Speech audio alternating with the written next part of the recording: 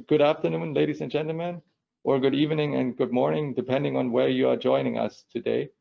My name is Jamil Balga-Koch from the Embassy of the Republic of Korea Bonn office in Germany. And I would like to welcome all of you to the 2020 edition of the Global Renewable Energy Forum, which is organized by the Embassy of the Republic of Korea Bonn office in cooperation with the International Renewable Energy Agency, IRENA, and the UN Climate Change Secretariat here in Bonn.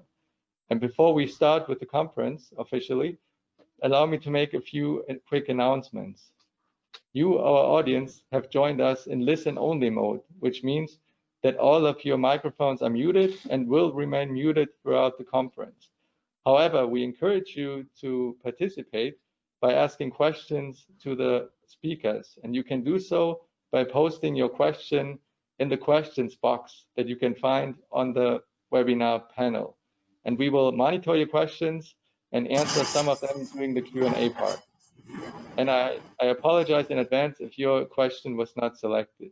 And I also invite you to have a look at the handout section where you can find an overview document of the conference with the program and more information about our speakers and presenters.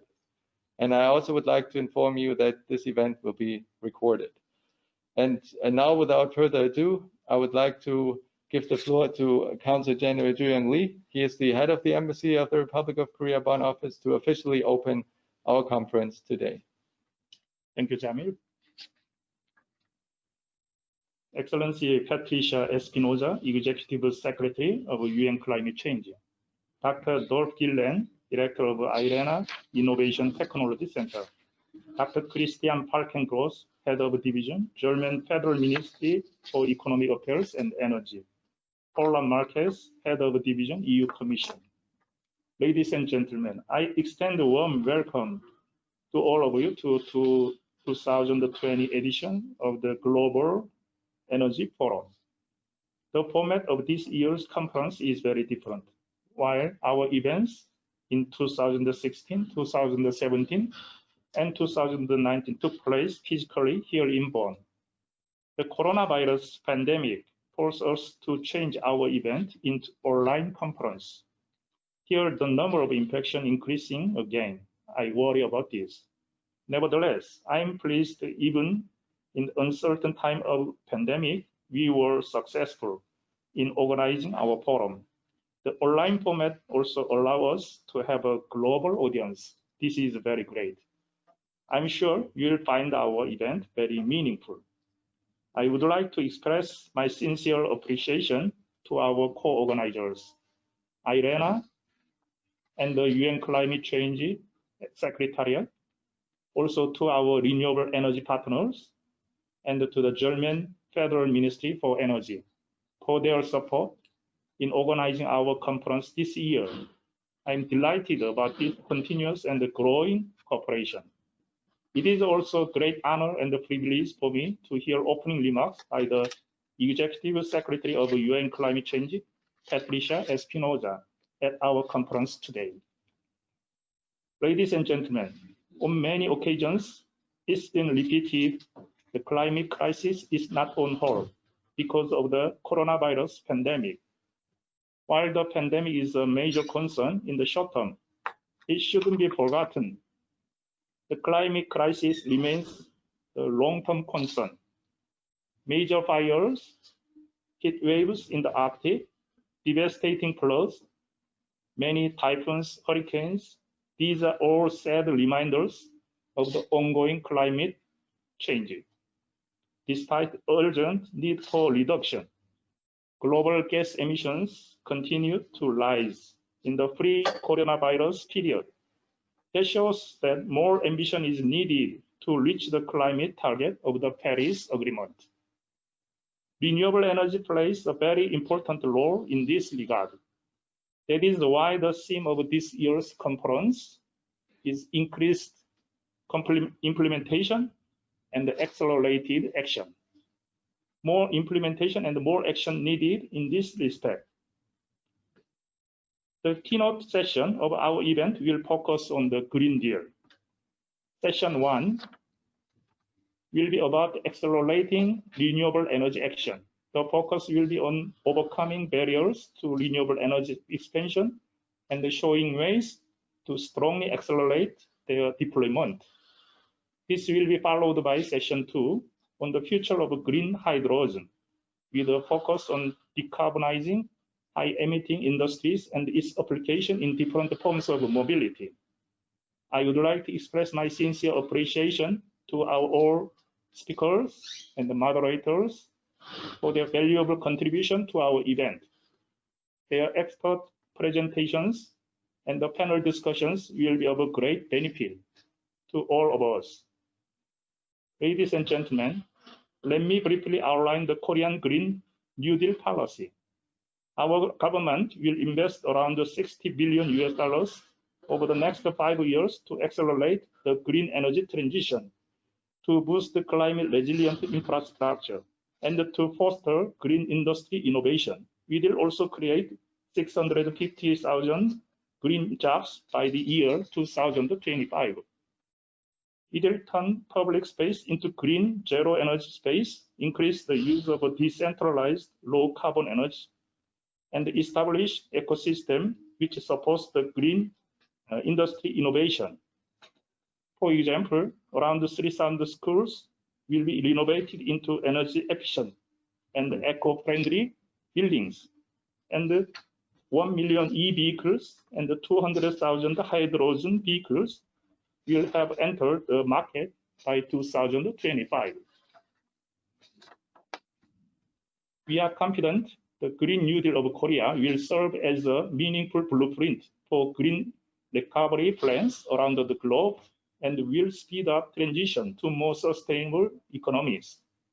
Ladies and gentlemen, allow me to close my remarks by emphasizing I'm strongly convinced our event today will be a meaningful contribution to accelerating the green energy transition and will provide valuable inputs to the debates on renewable energy expansion and climate change mitigation at the beginning of the decade of action. Thank you. Thank you very much, Council General Lee, for your opening remarks. It is a great honor now to introduce our first keynote speaker. She is the UN Climate Change Executive Secretary, Patricia Espinosa.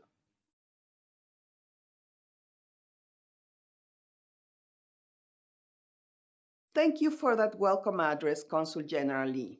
It's a pleasure to be here, and UN Climate Change is extremely pleased to be a partner in this event.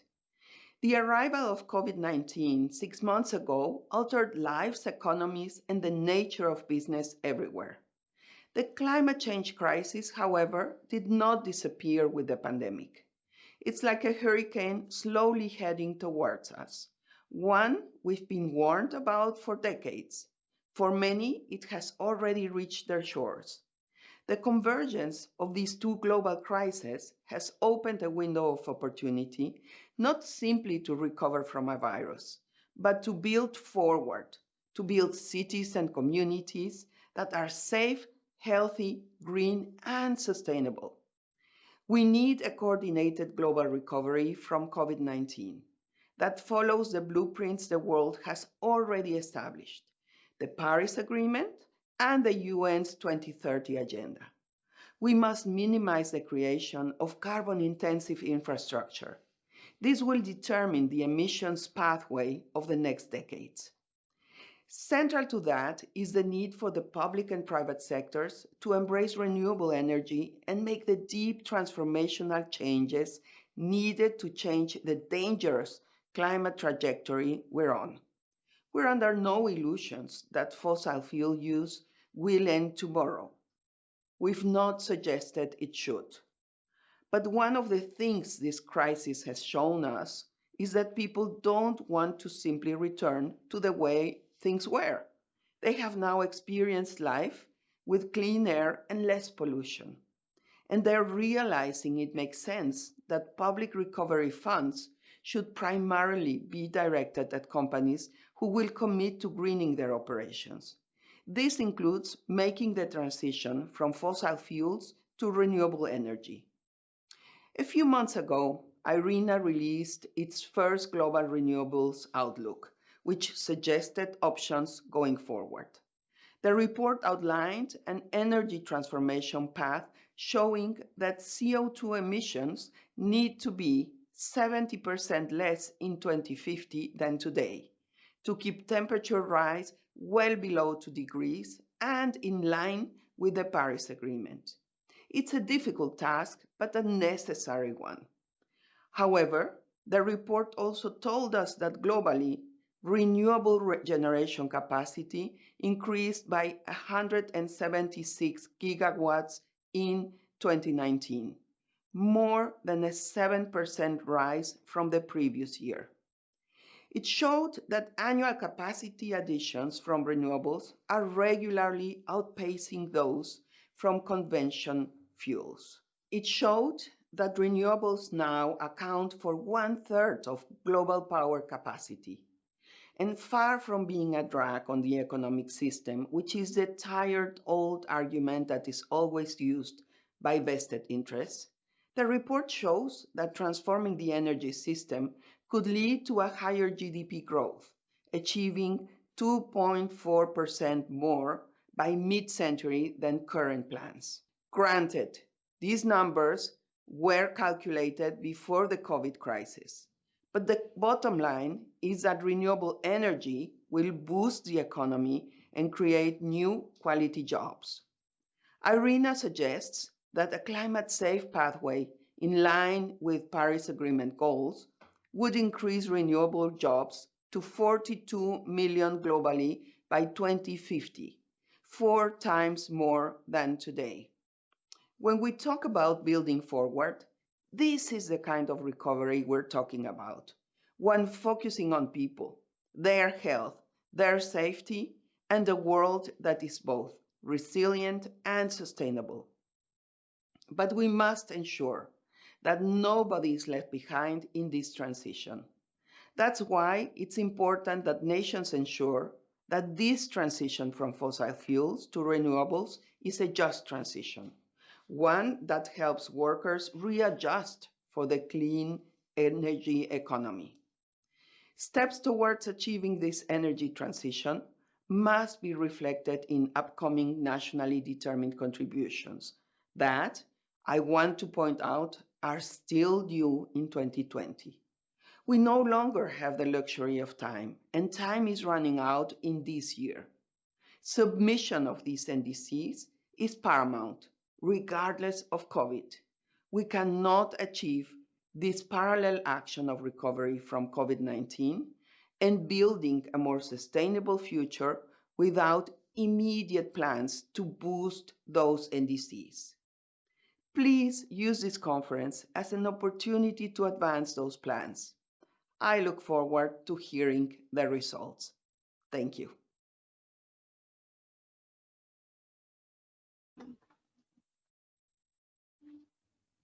Thank you very much to the UNFCCC Executive Secretary Patricia Espinosa for her opening speech. And we apologize for the slightly technical difficulties that we had. And now I would like to give the floor to our second keynote speaker, to Dr. Dolph Gielen. He is the director of the IRENA Innovation and Technology Center, which is also located here in Bonn. Yeah, thank you very much, Jamil. Excellencies, ladies and gentlemen. Welcome to the 4th edition of the Global Renewable Energy Forum, also on behalf of IRENA. I would like to thank our co-organizers, the Embassy of the Republic of Korea, represented by Consul General Do-Young Lee, and the United Nations Framework Convention on Climate Change, represented by Executive Secretary Patricia Espinosa, for this fruitful cooperation. The past 3 forums we could meet in person in Bonn. This time it's different because of the corona pandemic. And we go online, but of course the advantage is the broader reach for this happening. A lot is happening in the renewable sector and in energy transition. For example, in Europe, the Green Deal has a strong hydrogen component. A new target for 55% CO2 reduction by 2030 was proposed a few days ago. And Europe will emerge this year as the largest market for electric vehicles. So these are some of the exciting and remarkable developments. But also Korea is beefing up its engagement. The Green New Deal calls for 30 gigawatts additional solar and wind by 2025. And also we just heard from the Consul General that there are ambitious targets for electric vehicles and hydrogen-powered fuel cell electric vehicles. All of that in the context of an aim for zero net emissions by 2050. And both in Europe and in Korea, the transition challenge is significant given the high energy intensity of the economies and the dense population. So new solutions will be needed for industry and for transport. IRENA has issued its Reaching Zero report earlier this week that outlines solutions for how to decarbonize sectors such as iron and steel, chemical, petrochemical, cement, but also aviation, shipping, and road freight transport. And we conclude that more than half of the solution can be provided by renewables, also in these hard to decarbonize sectors. And we think that this may be an area for future cooperation also between Europe and Korea. Your Excellency, dear Mrs. Spinoza, dear ladies and gentlemen, Annyeong Hase Yo. Thank you very much for giving me the opportunity to hold a keynote here at the Global Renewable Energy Forum 2020. I wish I could have spoken to you in person, like I did last year in Bonn. Last year's motto was the road to carbon neutrality. And I think I can say we're already well on the way. This year's motto says for increased implementation and accelerated action. And this rightly reminds us of the necessity for action. The entire world faces at the moment challenges from the COVID-19 pandemic. The challenges are regarding our threat, the threat for our health, but it also concerns our economic stability and development. At the same time, climate change is becoming an ever more urgent threat around the world, but also in our two countries.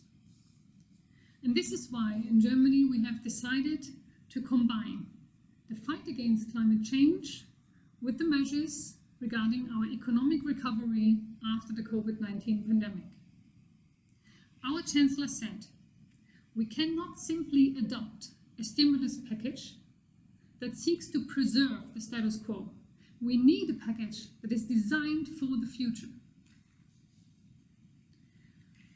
So the corona pandemic has not changed anything about our commitment regarding the climate change fight and also the direction of our energy policy. Our energy transition goals are as firm as ever, and our commitment to the Paris Agreement as well. We also want no delay in the implementation. On the contrary, we want to speed up the implementation. The energy transition sector has become an important part of the German economy. New technologies have created new economic opportunities, and German companies, technologies, and also business solutions are applied all over the world successfully. And this is why we are convinced energy transition is not only the key to climate protection, but also a stimulus for economic growth in difficult times as well. The transition, of course, and this recovery requires a variety of measures with great impact across all sectors, in electricity, heating, but also in transport and industry. So this is why we have a package now, a future package now, that is concerning also industry, also transport, also heating and electricity. Let me just name a few of the measures that we have in this package. First of all, the funding for our CO2 building renovation program, which is already existing, was extended and raised by another 2 billion euro.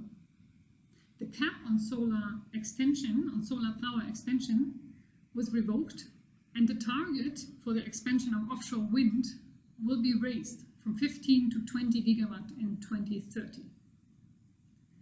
But not only here we have a higher ambition than before, also in the transport sector. The greening of the transport system has received provision of 2.5 billion euro for the local public transport, 5 billion euro in equity to improve the railway system, 2.5 billion to expand the charging infrastructure, and also R&D funding for electric mobility and the battery cell production. Another 2.2 billion euros are subsidies for the purchase of electric vehicles for private consumers. And 1.2 billion euros are investment in the country's fleets and buses. A key element of the economic stimulus package is the national hydrogen strategy. Here, we've also combined this with an investment package to promote green hydrogen technologies, with 7 billion on the national level and 2 billion euro on the international level. The idea is to bring up the capacities for green hydrogen up to 5 gigawatt electrolysis capacity by 2030 in Germany alone. The top priority, though, is the market ramp up for the production of green hydrogen, not only in Germany, but also globally and around the world. We want to do this by cooperating with our partners, by joining forces with the countries that have the same interest. And I'm happy to say Korea is, of course, one of our key partners in this endeavor. In December last year, the ministers of our ministries, MOTI and BMWI, agreed to form a Korean-Germany energy partnership to move forward the energy transition of both of our countries. In this agreement, we have decided to promote new green technologies like the one I just mentioned. But also we want to cooperate on the expansion of renewable energies, on their system integration, but also on energy efficiency and nuclear decommissioning. I believe we have a huge know-how to exchange, and I'm sure this exchange will be very successful. We believe this partnership comes with great opportunities for the development of a secure, affordable, and climate-friendly energy system, but also with huge opportunities for our industries. The key to achieving these goals is to facilitate the dialogue and the cooperation. And I'm happy to say that this conference provides an excellent platform for this exchange.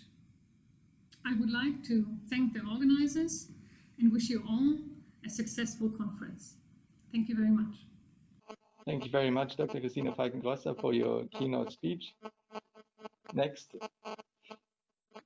allow me to introduce our keynote speaker who joins us from Brussels, Mrs. Paula Arbro-Marques. She is the Head of Unit Renewables and CCS Policy in the DG Energy of the European Commission. Hello, ladies and gentlemen, excellencies. It's a great honor for me to join you today and to tell you about the EU Green Deal. And actually, this event is really very timely, as last week, the President of the European Commission announced the proposal to significantly raise the EU climate target from 40% to 55% of greenhouse gas reductions by 2030. And this means more than doubling the pace of greenhouse gas emission reductions for the next decade compared to our previous target. And to make such a proposal in the middle of the worst economic crisis since World War II, it shows that for the EU, the only way of recovery and prosperity is really through sustainability and clean energy. And the Green Deal presented last year by the European Commission and endorsed by all the EU member states is our new green growth strategy that will guide us towards climate neutrality. It is a response to the European citizens who have been supporting ambitious climate action and last European an opportunity to position themselves ahead of the pack, and is a response to the EU business leaders and investors, and which see this as an opportunity to position themselves in the global race to sustainability. But it's also, of course, a response to the climate crisis that we see unfolding under our eyes, from America to Australia and from Siberia to the Antarctic. And Europe can do it. We have already reduced our emissions by 25% since 1990, while at the same time our economy grew by more than 60%. And about a third of our electricity already comes from renewable energy. And we have reached record highs this year when we saw energy consumption dropping abruptly because of the COVID crisis. And this has shown that our power systems can already deal with very high shares of renewables. Now, what we need to accelerate is this deep transformation, and what we need is to reach the sectors where the development of renewables has been somehow slower. And here I'm referring in particular to the transport sector, but also when it comes to heating and cooling in the buildings sector. And for this, we have started to assess all our climate and energy legislation, including the Renewable Energy Directive that is familiar to many of you, and to understand how we can make it fit for 55% greenhouse gas reductions by 2030. And we will accelerate the uptake of renewable energy. We now aim to cover up to 40% of our total final energy consumption by renewables in 2030. And we will lay the foundations of the integrated energy system of tomorrow, and also explore the potentials for the development of green hydrogen, as we put forward in the recent strategies on system integration and hydrogen. We'll also put energy efficiency first in all our actions, meaning that first we need to exhaust the efficiency before thinking about other solutions. And this is notably the case with our coming strategy on the renovation wave, a massive building renovation wave that will address energy use, so energy efficiency, but also the integration of renewables in the building sectors across Europe. But this agenda of change also has to bring social benefits for our society, and we'll make sure that this transformation is fair, leaves no one behind, and results actually in a more sustainable and resilient Europe in all the dimensions: environmental, economical, and also social. And this is where our Green Deal coincides with our efforts on post-COVID recovery.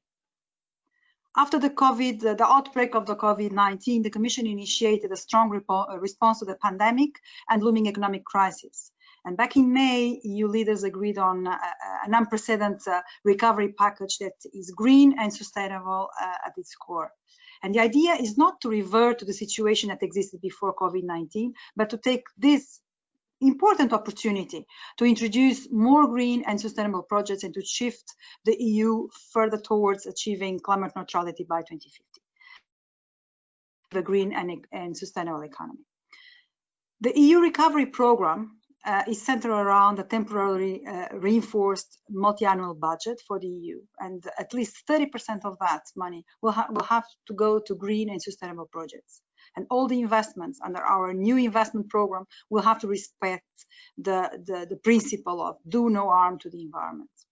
Ladies and gentlemen, the Green Deal is our strategy to make Europe more sustainable, more prosperous, but is also driving our global engagement, and the principles we are applying at home will also guide our bilateral dialogues with partner countries and organizations, and our participation in multilateral platforms from IRENA to Mission Innovation or the G20. And these international exchanges are really precious contribution to the global energy transition. And this is why we see the program of this fourth edition of the Global Renewable Energy Forum is particularly promising. And by end of conclusion, I really wish you a very good discussion and look forward to hear about the conclusions. Thank you very much. Thank you very much, Paula Abreu-Marquez, for your inspiring keynote speech. And this marks the end of our opening and keynote session. And now I have the privilege to hand over to Dr. Frank Michael Baumann. He is the Managing Director of the Energy Agency NRW of the state of North Rhine-Westphalia here in Germany, and he will be the moderator of session 1, focusing on accelerating renewable energy action. Dr. Baumann, please.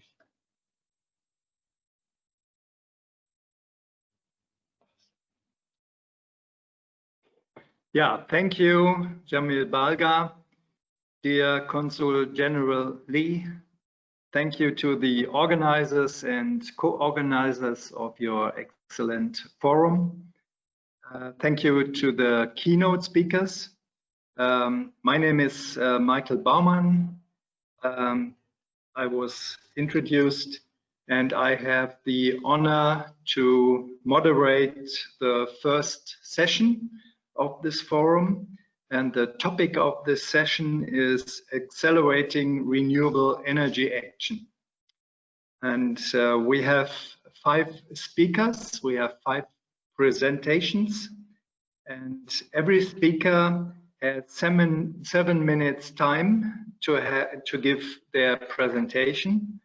And I would like to ask all speakers to hold this time limit. And after the presentations, we will have a panel discussion. So I don't want to lose time, and we go to the first presentation. And I call Dr. Riccardo Giurini. He's head of Renewable Energy Roadmaps, Innovation and Technology Center of IRENA. So thank you very much. So again, on behalf of IRENA, I would like to discuss our views in terms of the energy transformation and the impact related to the corona pandemic. So we have, as you can see in the screen, we have released 2 reports, the Global Renewable Outlook, as well the Post-COVID Recovery Report. So both are available online. So please feel free to download. There are a lot of interesting, discussions over there, and we will base ourselves on those 2 reports. So please, next slide. So let's start first with the context. So the pre-COVID context, as you can see in those 2 figures, they are very clear. We have a trend increasing penetration of renewable energy capacity, as well a clear trend in the cost reduction of renewable energy related technologies, especially wind and solar, as you can see in the screen. So this is very interesting, as those trends, they would affect the overall discussions in terms of the penetration of renewable over the next decade. The COVID situation has bring an interesting topic to discussion in the agenda. That's the awareness of the sustainability aspects. We have heard from the previous speakers that this is gaining attention, and this is something that we understand will attract more interest in this energy transition. Please, next slide.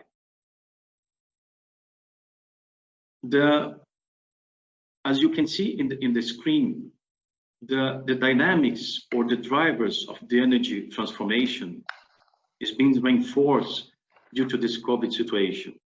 So we would like to have more jobs, we would like to have more air quality, and so on.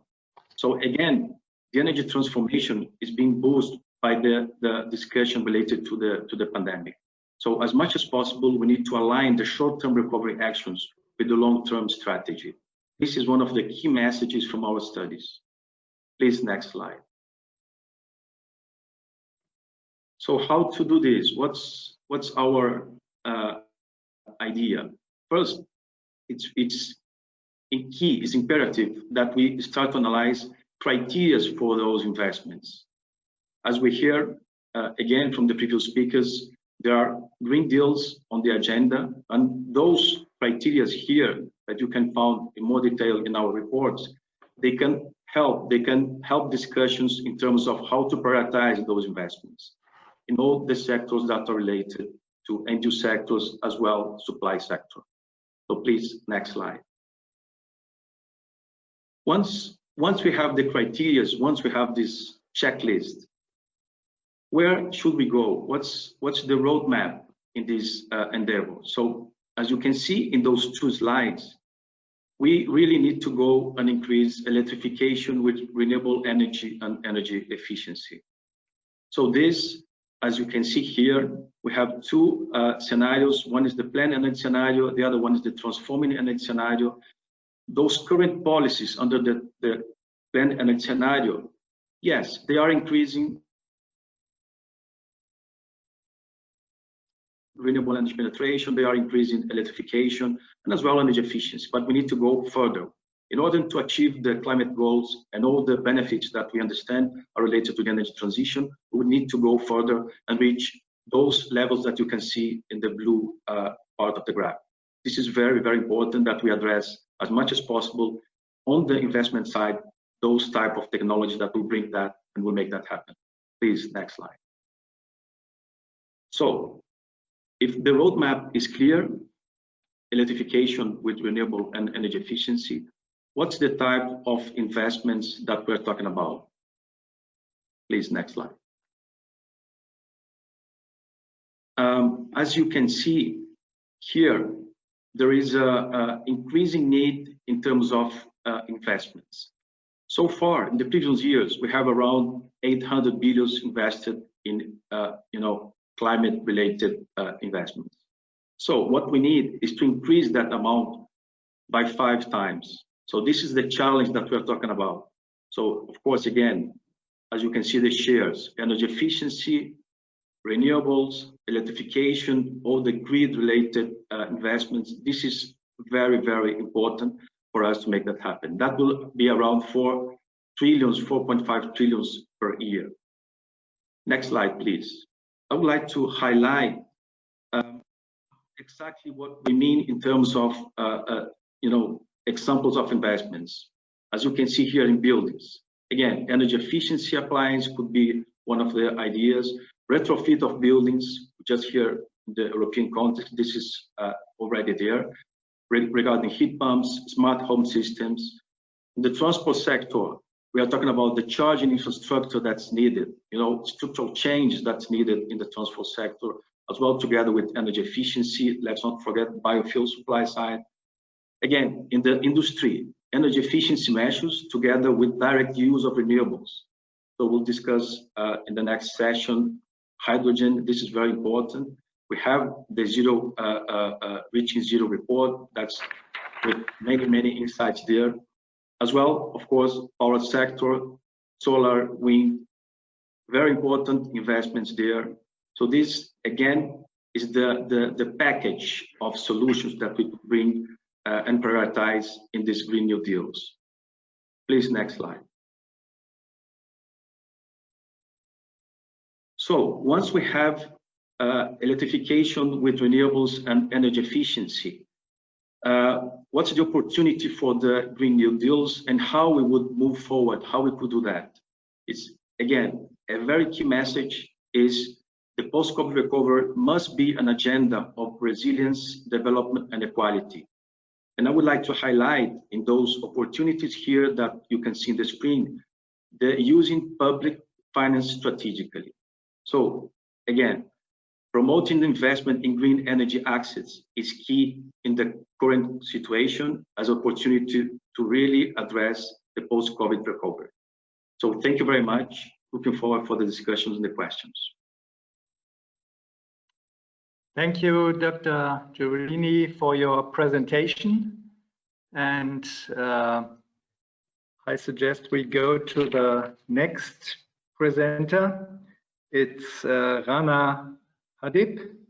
She's Executive Director of 21, the Renewable Energy Policy Network for the 21st century. And her presentation is about overcoming barriers to renewable energy expansion. Hello, everybody, Excellencies, ladies and gentlemen. Thank you very much for this invitation. As was said by my predecessors, last year we were together in Bonn physically, and this was really nice. And yeah, now we just explore a new disruptive way of being together. But I'm very delighted to have the possibility to participate in the discussion. Next slide, please. I think it's excellent that I come after the presentation of Ricardo, because I can very much build on what he has explained. And as we heard before, the renewable electricity developments have been very positive. The last years led to cost reductions, and I think this is really something which is very important to keep in mind, and is also guiding the way on a stronger, more accelerated expansion of renewable energy. Now, it's not about going back to the past, but I think it's looking at what happened last year is quite important to also see what structural challenges we have to learn from these and overcome these barriers. Next slide, please.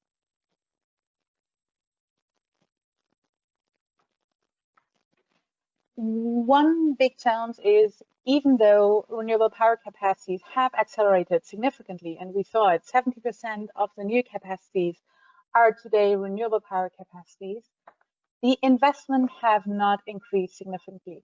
This is obviously linked to one side to significant cost reductions of photovoltaics and wind in particular, but it's also that we're really not where we should be if we're serious about Paris and the Sustainable Development Goals.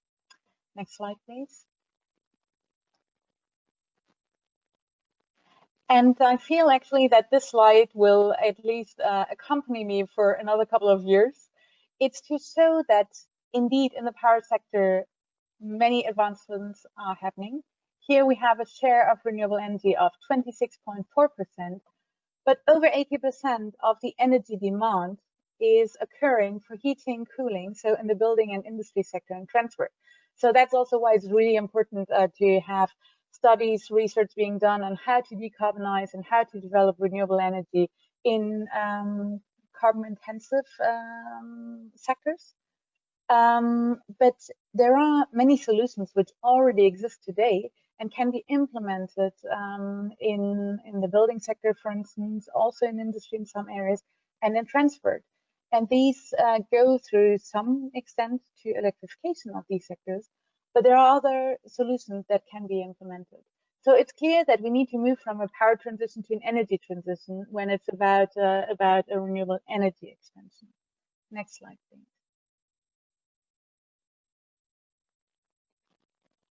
And here we see the other part, which is you see the crazy and very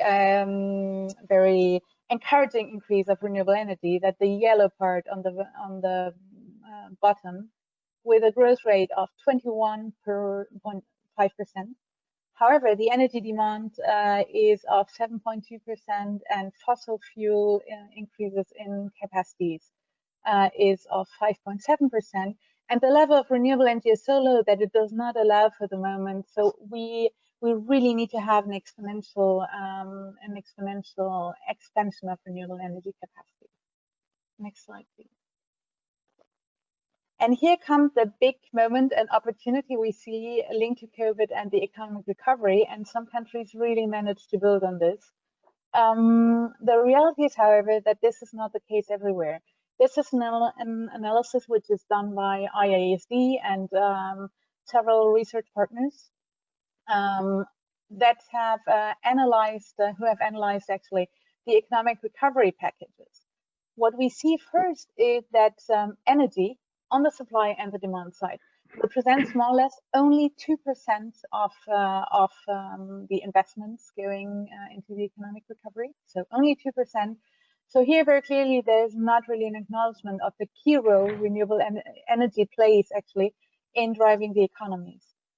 What we also see is that from the 151 billion, from the budget, I don't recall what it is, 151 billion go into fossil fuel and 89 billion go into clean energy after the pandemic.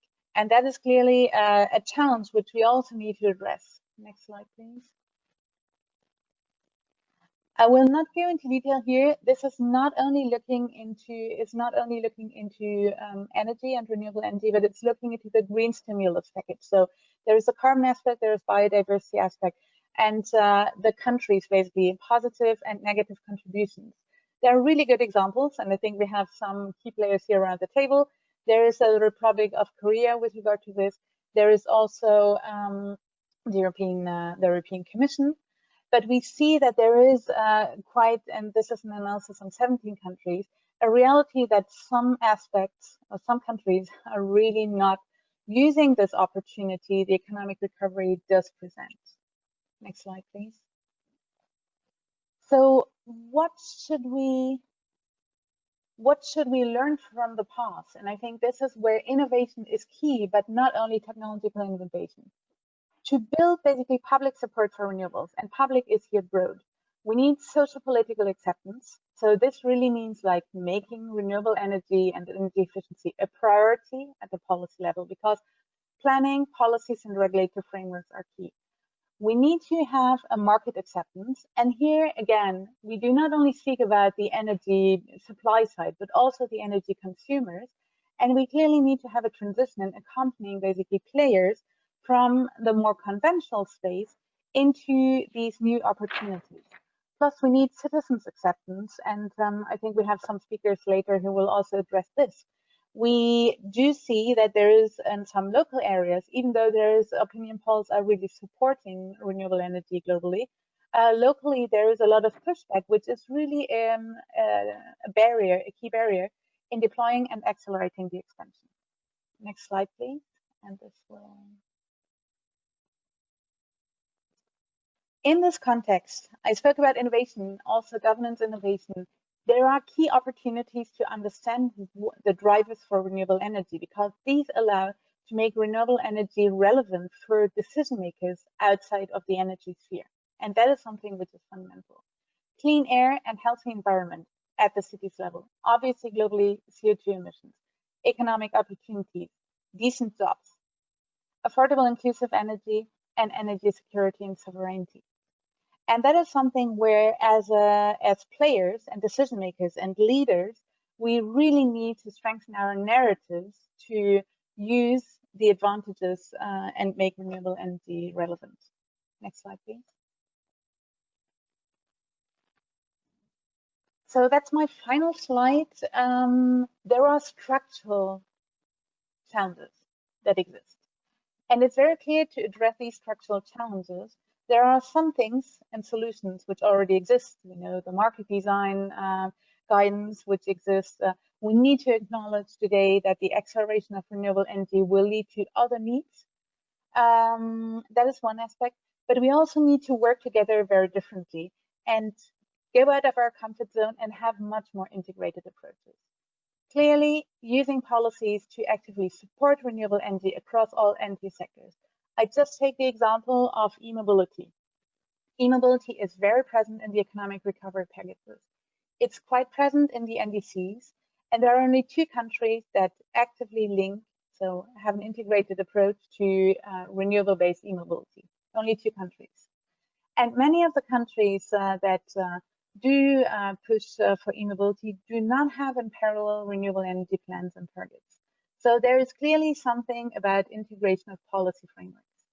Obviously, making energy efficiency mandatory to decrease the energy demand, because renewable alone cannot do it.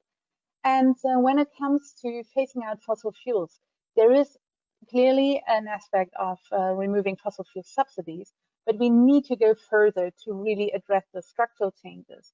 Banning fossil fuel, in particular in heating and transport, which are highly dependent on these sectors, and especially when we look at road transport in the building sector, there are solutions that exist. Also on the investment side, divest from fossil fuel. As Ricardo had mentioned, clearly using public procurement to create markets, because there is a need to also create economic opportunities and accompany market players to engage in the transition, to really make the step of transitioning their own businesses. And here reskilling, but also in the integrated industrial strategy is important. And the innovation here is not only technological innovation. And the other part is clearly to actively build citizen support. So we need large scale, and we also need local and decentralized solutions to really have all players around the table. So the conclusion is today, there is a systemic problem that requires a systemic solution. And this means that Basically, when we're talking about renewable energy or when we're talking about the energy transition, we need many, many different players around the table who are today not always participating in creating the right planning, policy, and regulative framework. Thank you very much for your attention.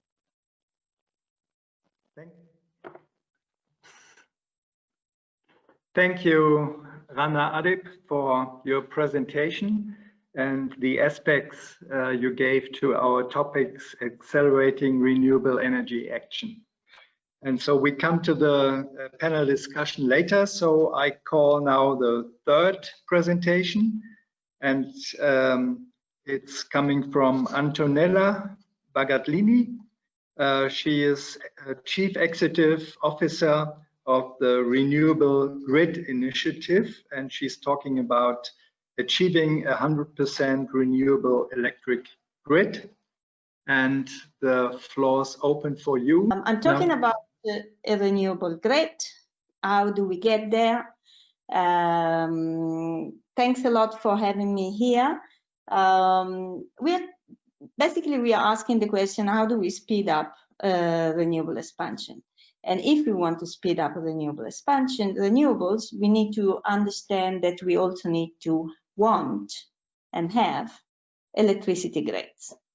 Very briefly, I would like to tell you what Renewables Grid Initiative, RGI in short, is. If there is a slide, yes, there are slides. Very good.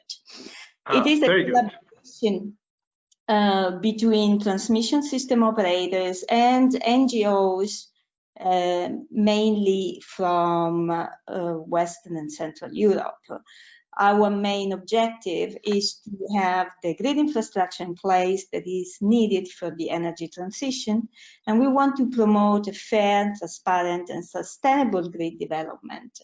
Grids are never beautiful pieces of infrastructure. There is huge public opposition against grids, and very often we local communities are looking for alternatives to grids. But essentially, if we want to have a full decarbonization, reach net zero as soon as possible and not later than 2050, we need to understand what is the role of power lines and how to deploy them in the communities without damaging the economic values of these communities, and of course, protecting nature. Next slide, please. Doesn't come. Okay, it comes. Perfect. So what you see here, it's a scenario that has been published by the NGO community very recently. Is part of a project that we have coordinated, Paris Agreement compliance scenario for net zero. The NGO community is basically putting forward a scenario where net zero is achieved in Europe by 2040.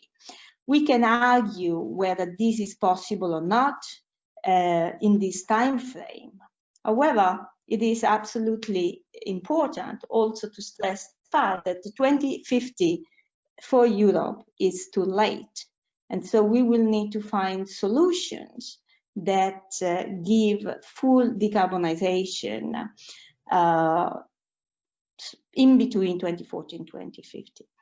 To do this, the power sector and the grid will play an important role. Next slide, please. What you will see in the next slide, when it comes, is a Sankey diagram produced by Saul Griffith in our lab. It is for the US. Of course, I do not expect you to read what is in there. It's a very big file. But essentially, what this diagram tells you is that you need to electrify everything. If you want to decarbonize fast, you need to give priority to electrification. And if you give priority to electrifications, of course, you need power lines. Next slide, please. I would like to give you, with the next slides, the most important actions that need to take place. In my point of view, we need to focus all our planning efforts into optimizing all resources, including space and nature.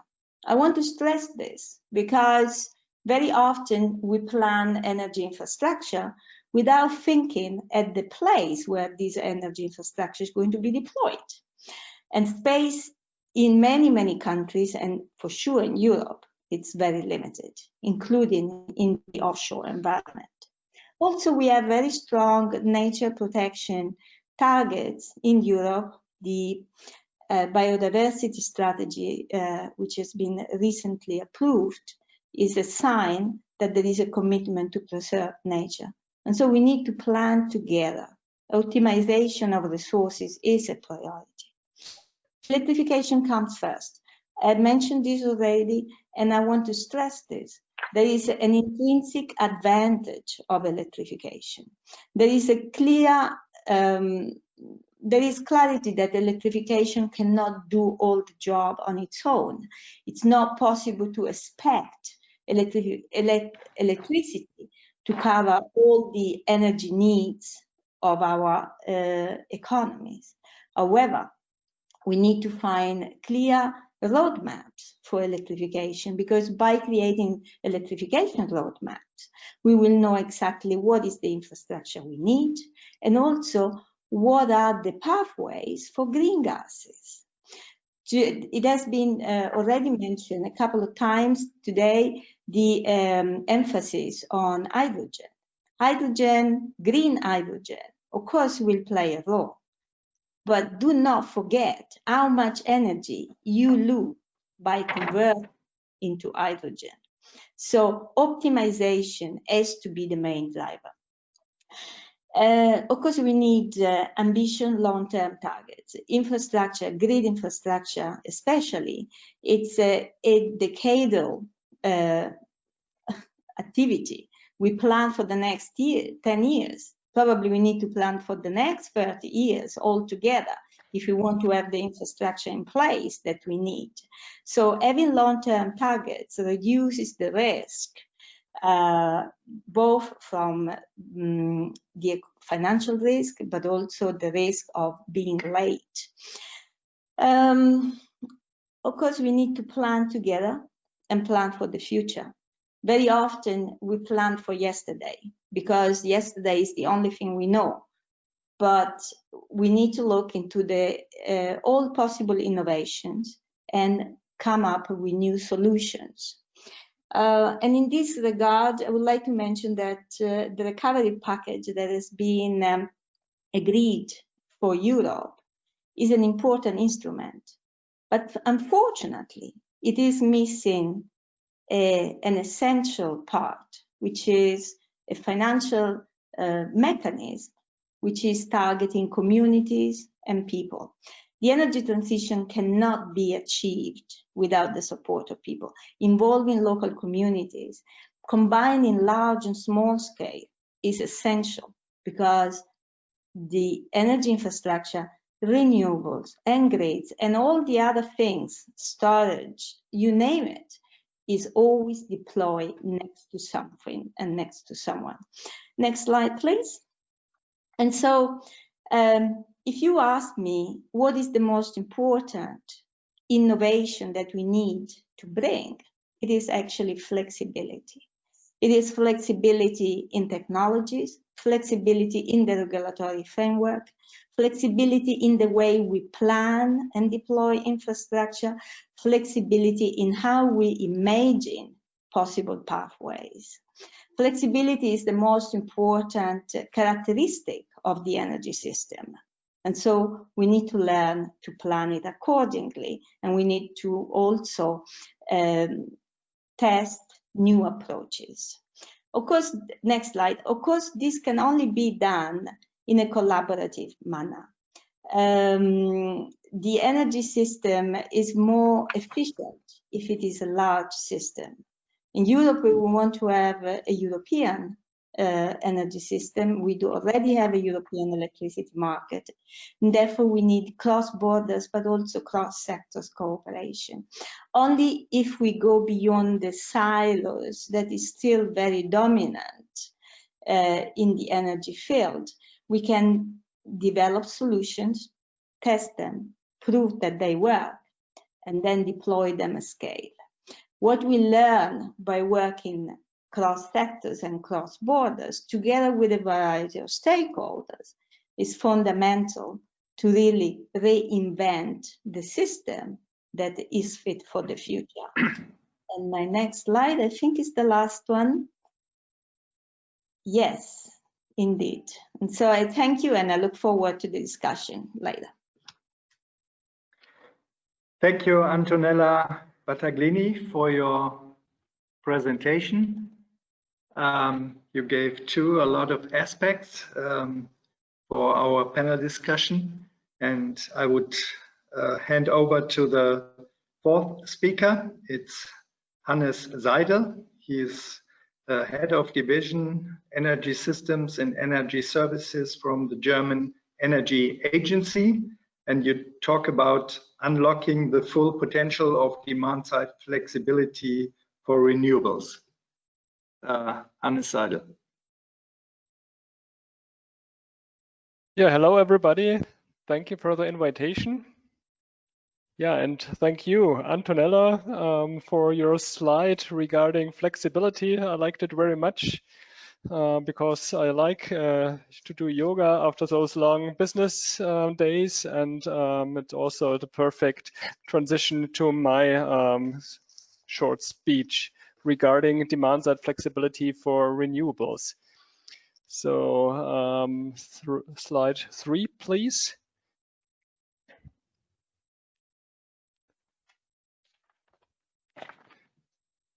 Yeah, if we look to the future of the energy system, and if we look at the future that is compatible with Paris goals, here, for example, for Germany, and if we look at all these studies, we see that we will have very large shares of renewable electricity, mostly wind and PV in Germany. The studies show that we will have installed capacity maybe more than 3 times the peak load in Germany. And that means that we have to deal with the in-feed peaks efficiently, and also we have to, and we still have to deal with the times when there is low wind and when there is no sun. So the electricity markets in the future will show more and more extreme low and high prices, and we will need storage technologies. We will still have to increase international trade which is important to equalize the fluctuations, and we also have to develop a new point of view regarding the demand side sector and to utilize demand side management. Next slide, please. If we look at demand flexibility, there are several opportunities where demand side flexibility can help to integrate renewable energy sources to serve the grids or serve the markets, like congestion management, or provide balancing power for the grids, to provide balancing power for the spot market. These are all areas where new challenges arise with more and more fluctuating renewable energy services. In Germany, we first see the demand side management taking part in the reserve markets for the grid operation, and we also have exclusive markets for disruptible loads. This is where the first demand side management is taking place, but we expect with more and more extreme prices at the electricity market that also new players will, from the demand side management, will take part in this area as well. Next slide.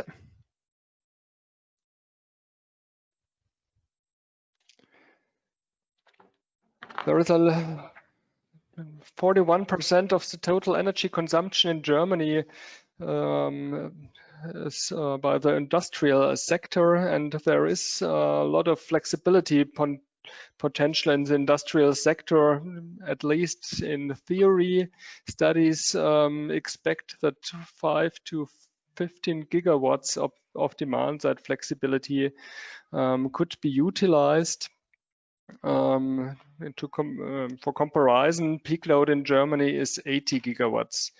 Up to now, with the existing flexibility markets in Germany, we have 1 to 1.5 gigawatts of these industrial loads being pre-qualified, and maybe another half gigawatt being pre-qualified for reserve markets. And we also have learned now from many pilot projects and from the developments in the last year that there are also challenges to unlock these theoretical potentials for the electricity sector. For example, to provide the knowledge, to get to the data. The financial incentives are not yet so strong that this potential can be unlocked, but maybe this is will automatically arise in the future. And there are still some frameworks that contradict this unlocking of the flexibility potential. Next slide.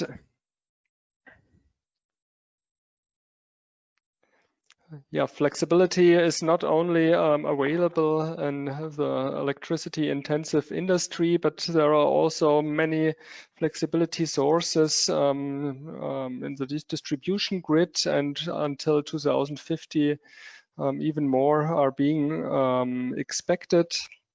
The digitalization will help to collect and to aggregate these small flexibility options and to provide this flexibility then to the grids and to the markets.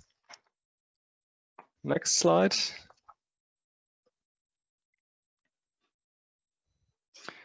Yeah, many studies show that the use of flexibility is already and will more and more be beneficial amongst others for the system, amongst others, for example, to decrease expansion costs. The graph here on the slide shows the cost decrease for the distribution grids if you are able as a distribution system operator to access flexibility in comparison to a case where you have to plan and will not be able to access flexibility in your grids. Next and last slide.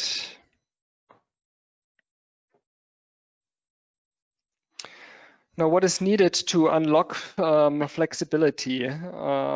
First of all, from my point of view, it is the information and the consulting of industrial companies to move the point of view in the direction of demand-side management, such that companies incorporate this thought about flexibilizing their loads in their energy management systems. I think you should also start with the electricity intensive industry and to utilize the large loads first. And this can be done by providing an open first flexibility markets for balancing energy or maybe these disruptible loads. And then after that, to move to more and more complex, to the more complex areas of application, like the congestion management. And in this graph here, there are some recommendations of DENA that show how to address the obstacles and how to provide incentivation for flexible load for congestion management, which will also be a very important field of application then for the future energy system, and if you move to more and more higher shares of renewable energy sources. Thank you very much. Thank you very much, Hannes Seidel, for your presentation, and your answer for the acceleration is flexibility. And we come now to the last presentation of the first session. It's given by Stefan Gsenger. He's Secretary General of the World Wind Energy Association. And his talk is about citizens-based approaches to accelerate renewable energy development. Stefan Gsenger. Yes, thank you very much. From my side, also a great thank you to the organizers, to the Korean Embassy in Germany, to UN Climate Change, as well as to IRENA for organizing this event. And it's a great pleasure for us again to be able to be a partner of it. I think it's a great gathering, a great international gathering, although in a different format, but I think we found a new way of now meeting and making best use of this pandemic situation in which we all are. So my presentation is about something that is energy transition is not only about technology, it's not only about financial economic aspects, it is first and foremost about people, about citizens, about communities. And that is sometimes, I would say, too often neglected, because this is why we are doing this, why we're talking about. We want that people can enjoy the benefits of energy supply without damaging the climate or the environment. Next slide, please. So putting citizens and communities into the previous one, please, into the center of the energy transition, or maybe we should better say transformation, as it's an active process, of course means, and I'm glad that there was reference made to the role of citizens and communities, not only focusing on their role of accepting the energy transformation, but becoming drivers and having an active role. And that, of course, means that it's a key task for all of us to enable citizens and communities around the world so that they can play their key role and not only accept, but support and drive the energy transformation. And the best way of doing it is, of course, making those benefits, and we all know many benefits are coming from using renewable energy, making these benefits available for the citizens and that they directly feel the benefits, so that we do not have a vicious, but the opposite, a positive circle, create a positive momentum, so that people want more renewable energy and ask for it and play this active role in the economic process as well. Next slide, please.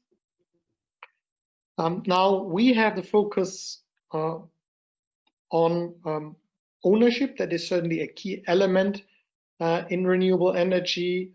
We call that community energy, which is referring to local ownership, local profit sharing, or the benefits should be distributed locally, and of course local control, which, as you can easily understand, also means strengthening not only economic structures locally, but also leading at the end of the day to more democratic way of how the energy sector is organized today. Next slide, please.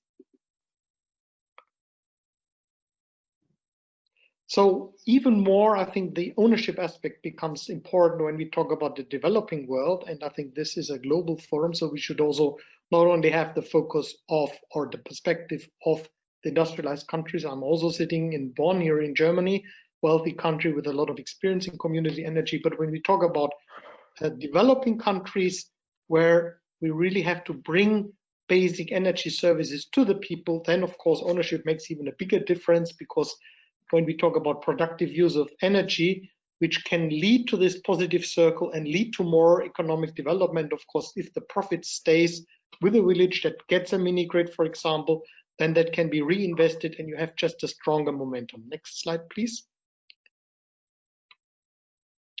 So we have countries where community energy, locally owned renewable energy is a mainstream. That's how it started. Modern wind power started in Denmark in that way. There were restrictions to how many shares you were allowed to own in a wind farm, in a wind turbine. In Germany, more than 50% of the investment has been done in a community energy way. but this kind of approach can be found in many more countries. Korea is not on this list here, but of course I'm also aware of community wind farm in Korea. That I know also that solar plays an increasing role in Korea, but it can be found in many countries around the world, although it's not yet so much discussed on the political level, which is a bit unfortunate. The next slide, please. Because of course we need to have the right frameworks in place, and then we need to understand that switching from an energy system which is highly centralized to a decentralized energy system with also a much larger variety of investors requires different frameworks, different policies. And here we see that when we talk about electricity in particular, of course, there are some frameworks which are unfortunately now spread more. Quota systems and auctions are very difficult to deal with for community-based investors, for small investors in particular. We know that feed-in tariffs have been open. They've not given privileges to anyone, but they've been what I've called non-discriminatory. So these are kind of policies which have been supportive. And when we talk about, of course, in particular, the developing world, then we have to make sure that the people can get the ownership. So we have to close what we call the equity gap. So there need to be new innovative tools developed. I think one thing is also important. We also heard about COVID-19 recovery programs. It's very clear that the governments are focusing now more on domestic national resilience. And I think that a normal, natural answer is also giving a stronger focus on the communities on the local level, focusing on that. And of course, we will grids as well. But of course, let's see how much can be done on the local level, how much can be done on a household level, and what cannot be done there, that should be done on the next level. Next slide, please. There is unfortunately a quite bad example, I have to say. I mean, I'm based working from Germany.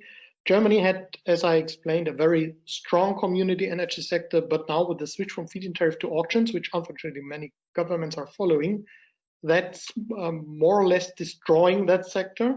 And you can see that the goals, we've made a 3-year study analyzing the first 3 years of auctions which were introduced in the German power sector, that none of the 3 goals that the German government had set were achieved. So the market was much smaller in the case of wind power. Actually, the prices were higher than under the feed-in tariff, and hardly any communities or in particular cooperatives are investing anymore because they cannot cope with the risk associated with getting the bid awarded. Next slide, please. We are, of course, as a World Association, trying to analyze certain countries, draw conclusions on the global level. So we're working in particular with IRENA, where I'm personally chairing the Community Energy Working Group. And we will soon, I hope, publish a paper which will deal with how to improve investment conditions for community energy in developing and developed countries alike. And the next slide, please.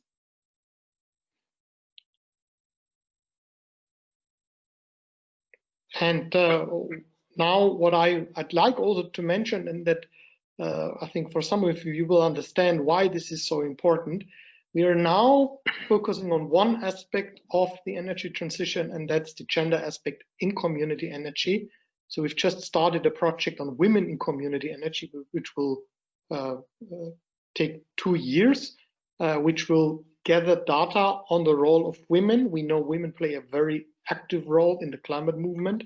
There is some indications that they're not so active in renewable energy in general, same with community energy. So if we really want to mobilize all the social forces that we need, we have to also look into this aspect. And so we're going to get data from Germany, North Rhine-Westphalia, and from Fukushima, from Japan. And then we have to see which conclusions we can draw and to see how we can really create an even stronger momentum and mobilize all those groups that we need to come to that really big goal and the big transformation and that paradigm shift, and that eventually is a 100% renewable energy world. Last slide is just saying, next slide, please. Thank you very much for your attention. Thank you very much, Stefan Xenger, for your presentation. And now we are a little bit late in time, but we will start now the panel discussions. And I think we need the all speakers and seen on the screen.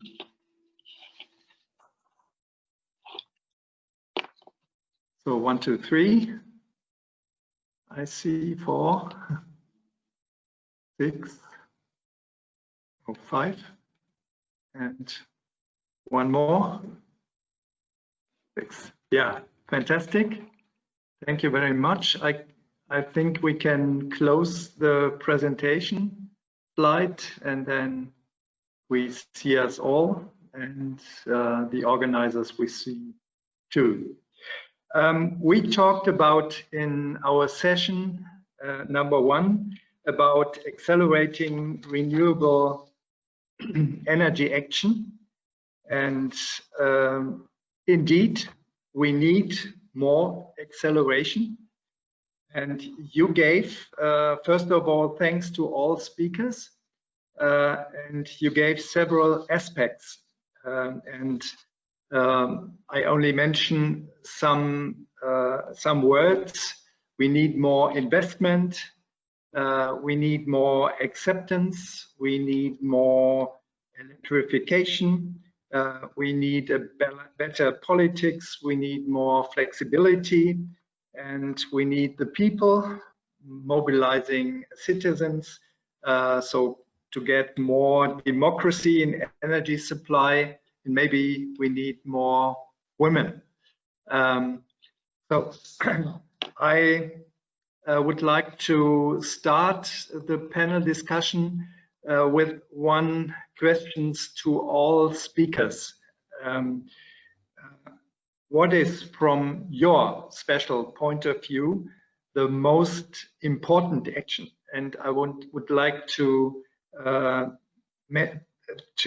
ask you to mention only one action. What is the most possible? And we go vice versa. So please, Stefan Xenger, you are the first with your answer. Thank you. Thank you. Well, that of course will not be a big surprise, but I think we have all the technologies which can further evolve and will further evolve. But what we actually need is enabling policies which are enabling and we really need enabling policies, because there are also prohibitive policies at this point of time that are enabling small companies, citizens, so that innovation can take place. We need that playground, and for that the right policies must be there. Thank you. Hannes Seidel, your answer to the question. We don't hear you.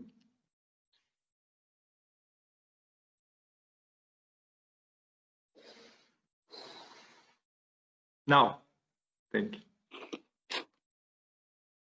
No, we don't hear you.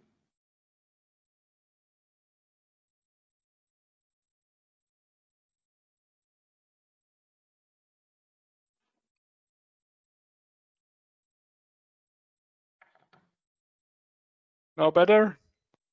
Yeah, now it's good. Yeah? Okay. Yeah. Okay, I just said it's a little bit a hard question, because it's very complex situation, and several measures are important.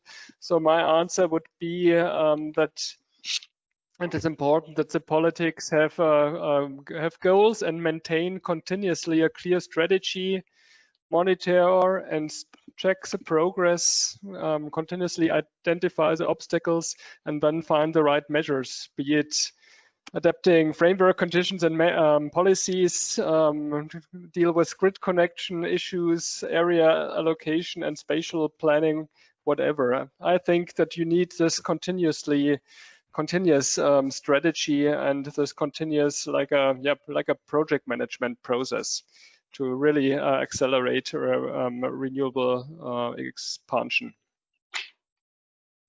Thank you. So Antonella Battaglini. Yeah. I think that what we need is an integrated approach, because we cannot do one thing at a time anymore. And we need to have processes that are coherent across all the different policy priorities. So this is also kind of optimization. Okay, thank you. Rana Adep. Yes, so I'll step back here, and I think we need to acknowledge that business as usual is not the future. That's a really important thing when we're looking at the G20 part. And in particular, policymakers need to acknowledge this, because this will give guidance on other players in the economic system and in the social system to follow that. And this also means acknowledging that there are things we don't know yet and we need to find them out. But it also means to acknowledge that there are solutions existing which can be massively deployed today. And I will take an exception because it was very short and very general. We also need to learn that power is not energy. And I'll finish on that. Mm-hmm. Okay, thank you, Rana. And last but not least, Dr. Gorini. Thank you. I mean, the short-term alignment with the long-term strategy, this is key. We have the opportunity now to bring all the money that's being discussed into the right trend. So this is very, very important that we keep this investment in the right direction. So long-term strategy, clear goals, and there is the checklist that I mentioned in terms of the criteria. That could be a very good assessment. Mm-hmm. Okay, so the most answers goes into the direction of the politicians. So the policy should be a better policy to accelerate the renewable energies in all countries. And you said that we need more investment, and this comes to the question, who should give that money, Dr. Gorini? Then it's a combination of public as well private. And the public investment, the public funds, they could, leverage the private investment. So this is a combination that's needed. We're talking about 4 trillions, right? So it's annually. So it's a huge amount of money. It's not just public money that will be there, but a combination of both. Mm-hmm. And Stefan Zenger, you mentioned the citizens' participation. So the money comes from the citizens? Well, certainly. I mean, as long as we talk about the industrialized world, we all know in this situation, which is still from the financial crisis without getting any interest. I think people like all of us here around we all have some money on our bank accounts, and we do not really know how you get a little bit return. And at this point of time, we have I would say, even a competition not so much for investors, but for investment opportunities. So there is, of course, money available, and people would be happy to invest that, but we need frameworks that allow that. And of course, when we talk about the developing world, the situation is slightly different. There is not the money available there, but of course, people still have something we should think of, because they have the capabilities and they have the growth potentials. So what we do in particular as an association is we're trying to support partnerships between community type investors in industrialized and developing countries, so that equity gap, that how I called it, that financial gap, can be closed. So I do believe that yes, a lot can be done on that level, and of course in some cases public money is also helpful, again when we talk about certain risk structures, but not always. That's not the main point. It's more about the open and non-discriminatory frameworks. Mm-hmm. Okay, I would like to ask Rana Adep, so we need 5 times more money, Dr. Gorini says. So where should it come from your point of view?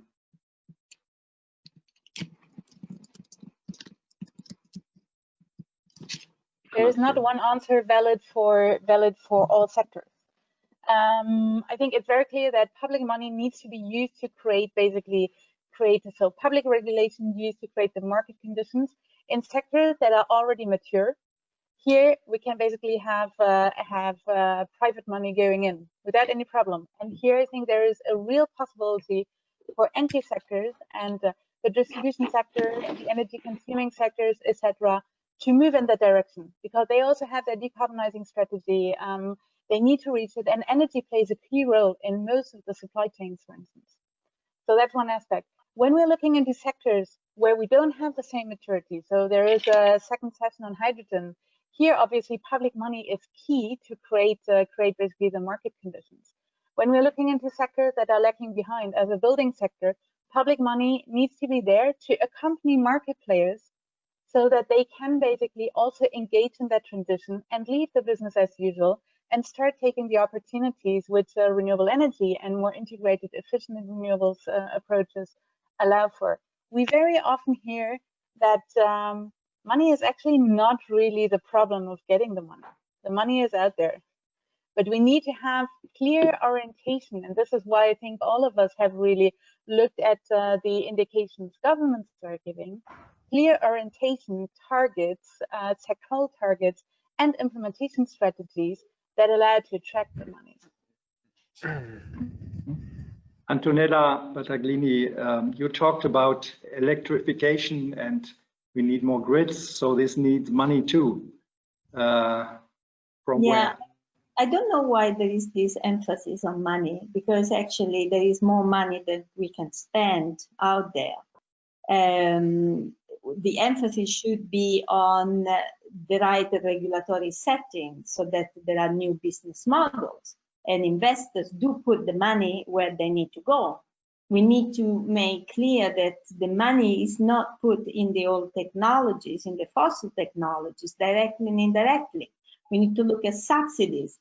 There is enough money there, especially in the grid sector, where these are regulated assets. There is a rate of return that is set by energy regulators in many of the countries around the world.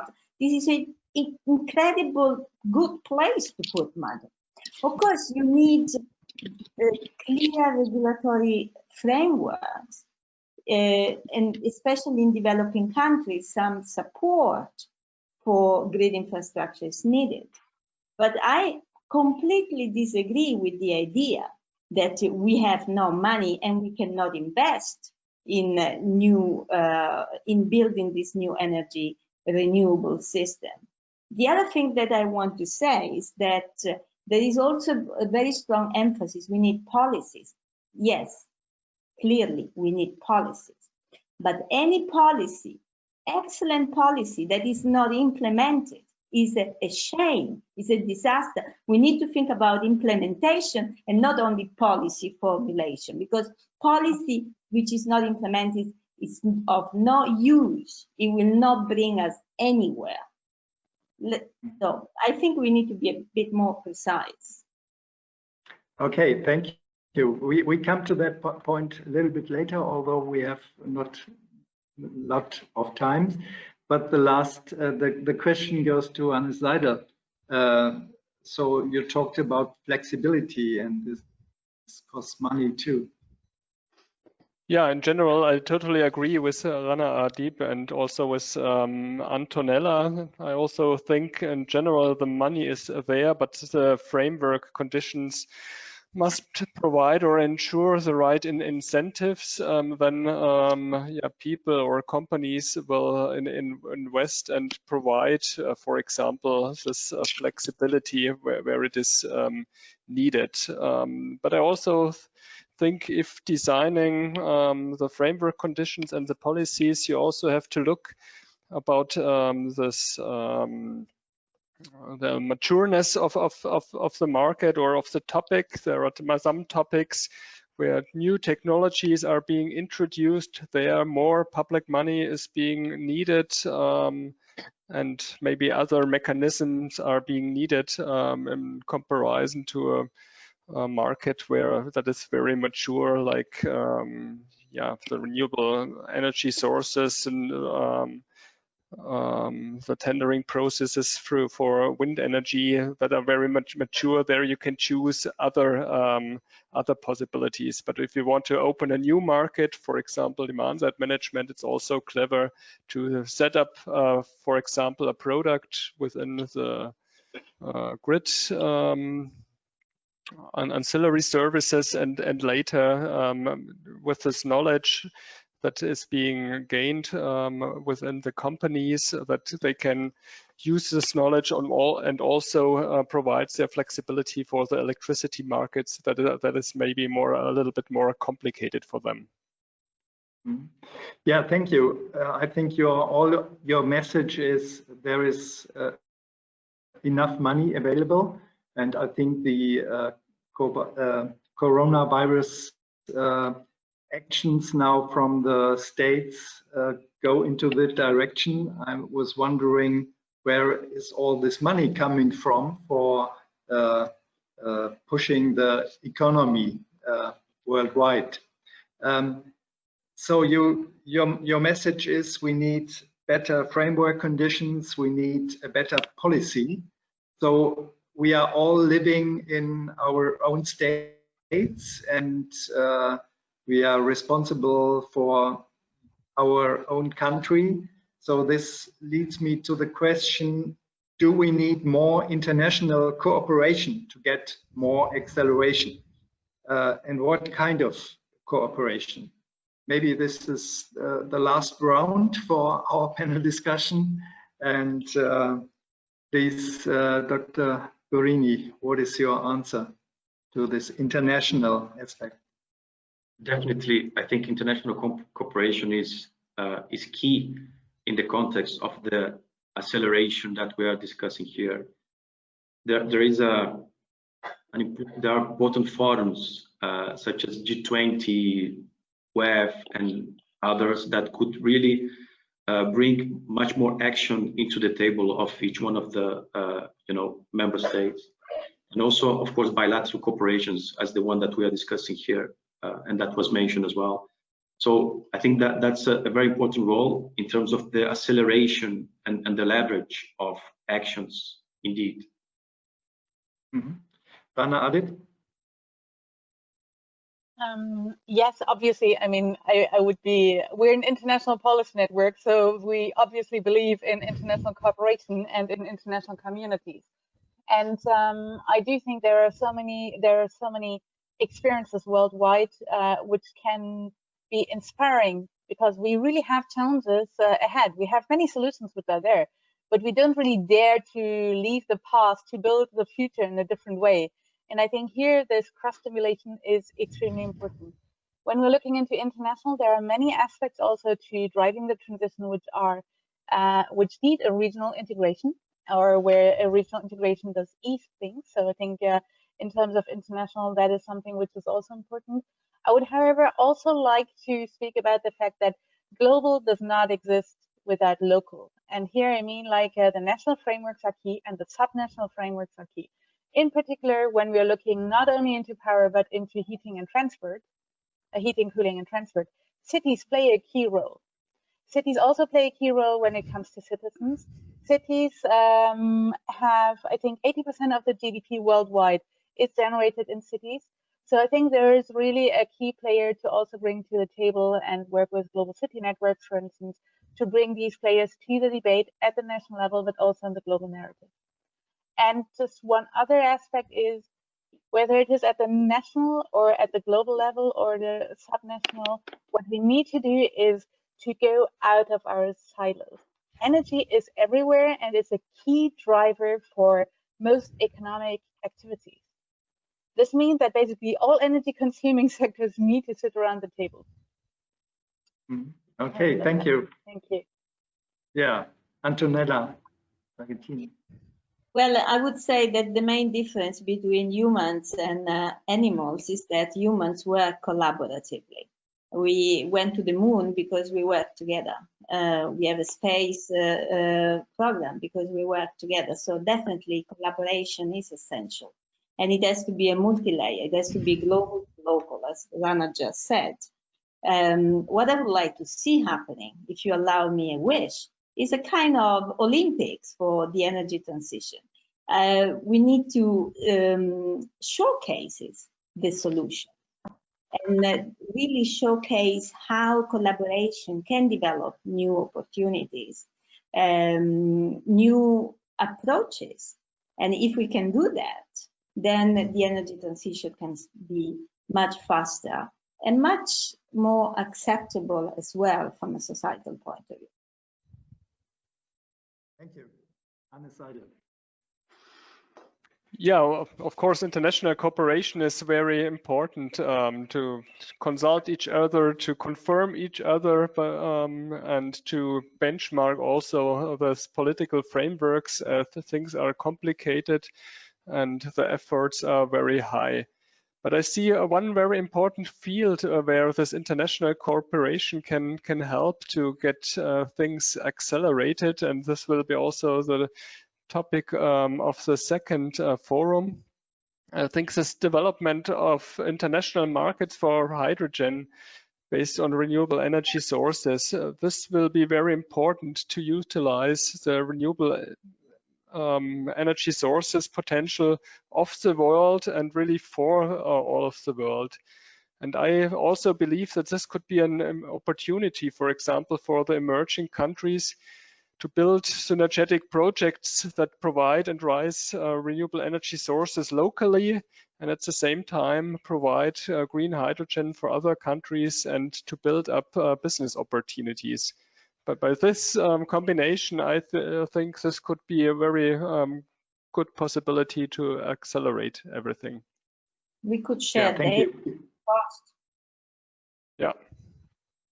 So before we come to the hydrogen, Stefan Sänger.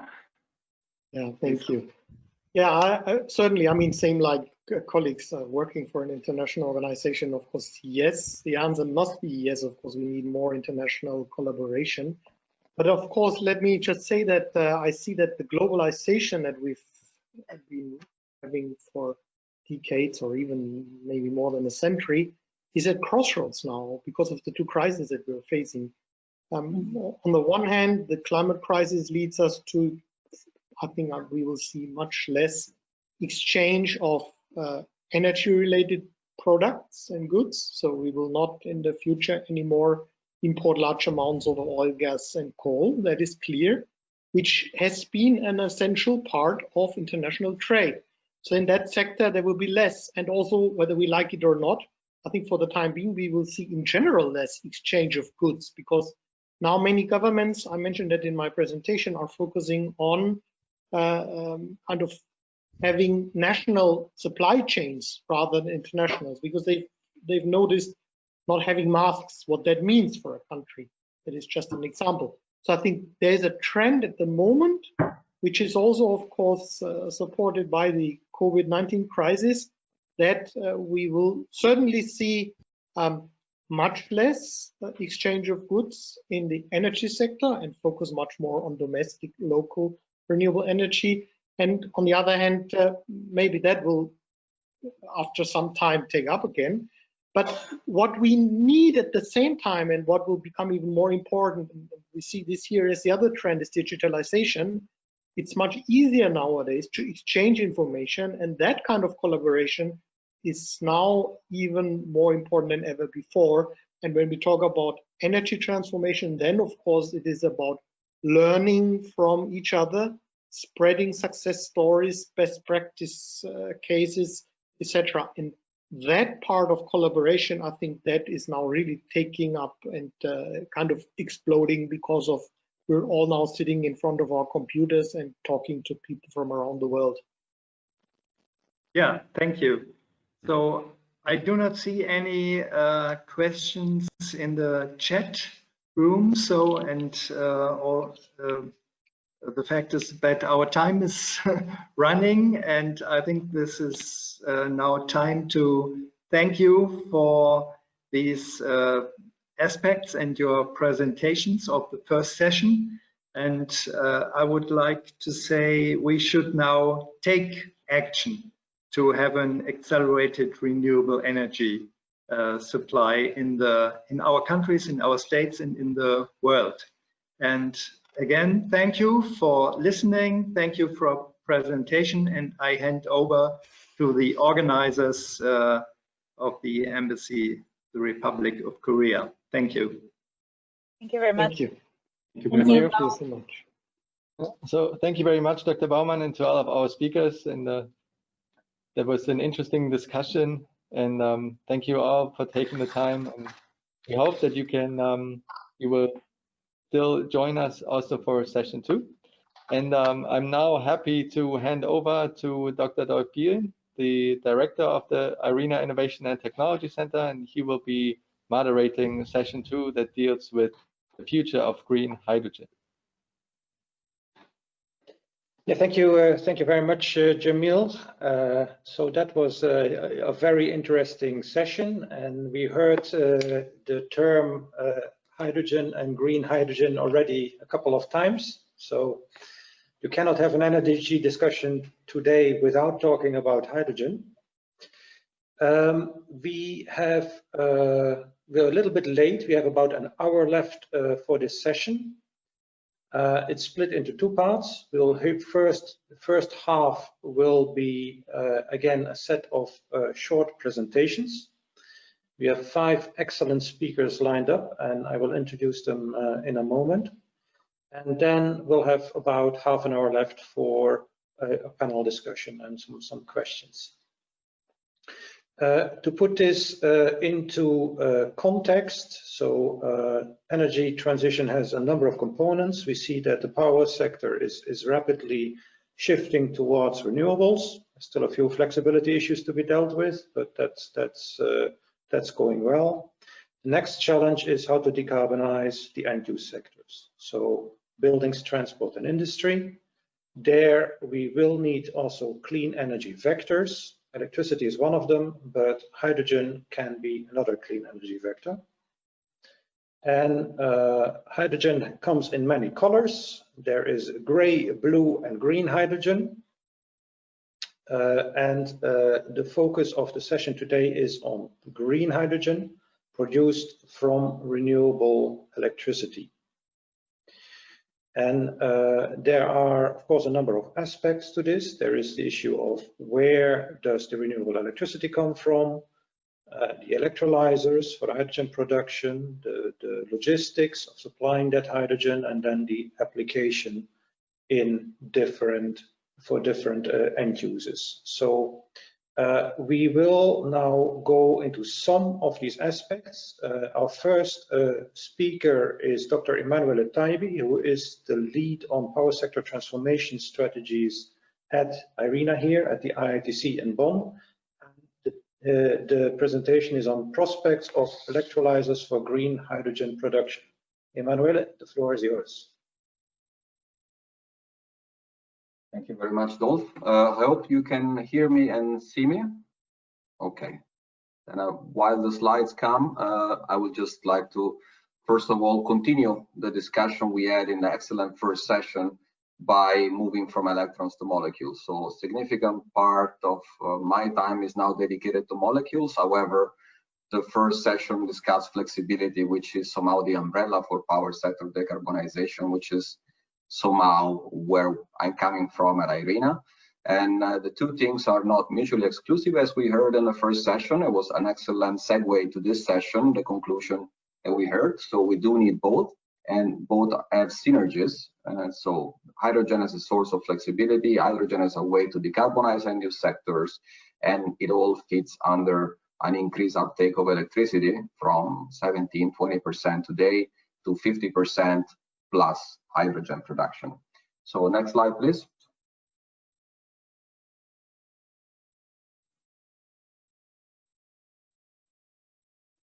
So this comes from the Global Renewables Outlook that Ricardo presented in the first session. A few key points here. First of all, not to forget energy efficiency, and energy efficiency doesn't only mean reduction in consumption, but also shifting to sources of consumption that can be electrified easily or can be fed with hydrogen. I will have a couple of words on this a bit later on, but a simple example, moving from natural gas to heat pumps is one, and another one is moving from blast furnaces to direct reduction of iron ore through green hydrogen. So the chart at the bottom comes from an earlier report at IRENA where we identified challenges in decarbonizing the so-called hard to decarbonize sector. And we see hydrogen as the key, together with bioenergy, to decarbonize those sectors. Next slide, please.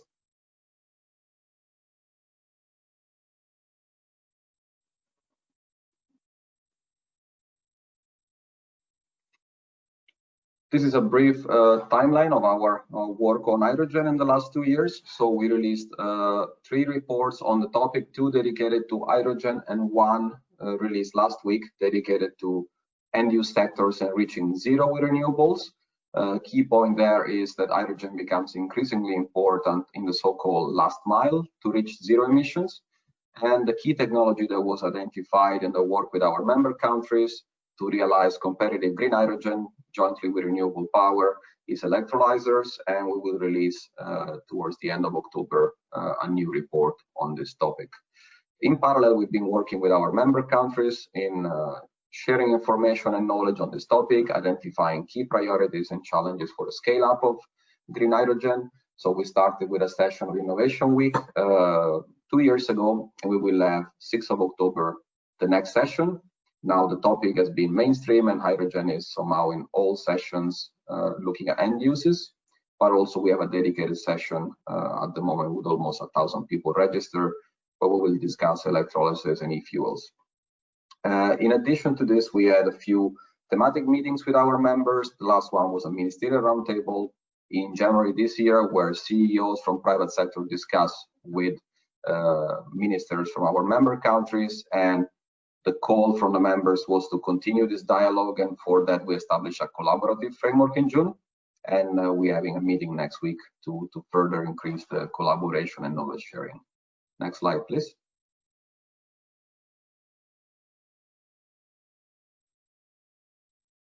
So this again comes from the Global Renewables Outlook that Ricardo mentioned earlier. I would say just 3 numbers to focus our attention on. To get to where we need to get by 2050, we need at least 19 exajoule of green hydrogen by 2050. We need to bring down the cost from today, so say between $4 and $8 a kilogram, to between $1 and $2 a kilogram. This is significant, but the renewable electricity costs from the largest projects we see around the world today are already in line with this objective. What we need to bring down is the cost of electrolyzers, and we're working on that and discussing that with our members and with industry. Also because we are discussing a market of a few tens of megawatts today, with probably a production capacity of about 2 gigawatts maximum a year at the moment, and we need to deploy 1,700 gigawatts by 2050. So some of these will be already retired between now and 2050. So we need a production capacity that is several orders of magnitude larger than what it is today. And very important point on which I close the slide is that we need at least 7,500 terawatt hours of renewable electricity to produce the green hydrogen we need in this scenario. And to get to zero, this probably will be significantly more. And so only deploying electrolysis without scaling up the associated renewable generation is clearly a topic of key discussion at the moment. The next slide, please.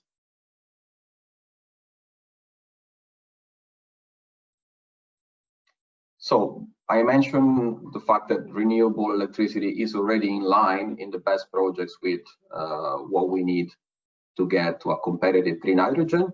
And this is our latest report on renewable power generation, showing the cost decrease of key renewable technologies over the last decade. So this is clearly, as Rana was showing, the part of the energy transformation that is on track. When it comes to hydrogen, next slide, please. We need to repeat this experience that we have for power generation, and this can be really related to a lot of other enabling technologies from power grids to flexibility sources, battery storage. So generation is now extremely competitive from renewables. What we need is the rest of the system to follow suit to make an operable and competitive system in an holistic perspective. So in the case of hydrogen, there is the hydrogen infrastructure, all the logistics, of course, that have to come with that, the end uses. But of course, a key point is to go from the electricity to the molecules. And this is why we're focusing on electrolysis this year in the upcoming report. There will be a few different angles from which we look at it, but essentially is the potential for scale up and cost reduction as the main objective to be achieved. In parallel, I think one word on flexibility. There are many sources of flexibility that can contribute to the decarbonization of the power sector. But if there is one place where electrolysis can play an important role, is to achieve the so-called last mile. Here in Germany, we call it the Dunkelflaute. So there is a part of the year where we might not have sun and wind available, and that's the so-called adequacy challenge in the power sector. And this is where green hydrogen can play an important role to complete the flexibility picture. Next slide, please.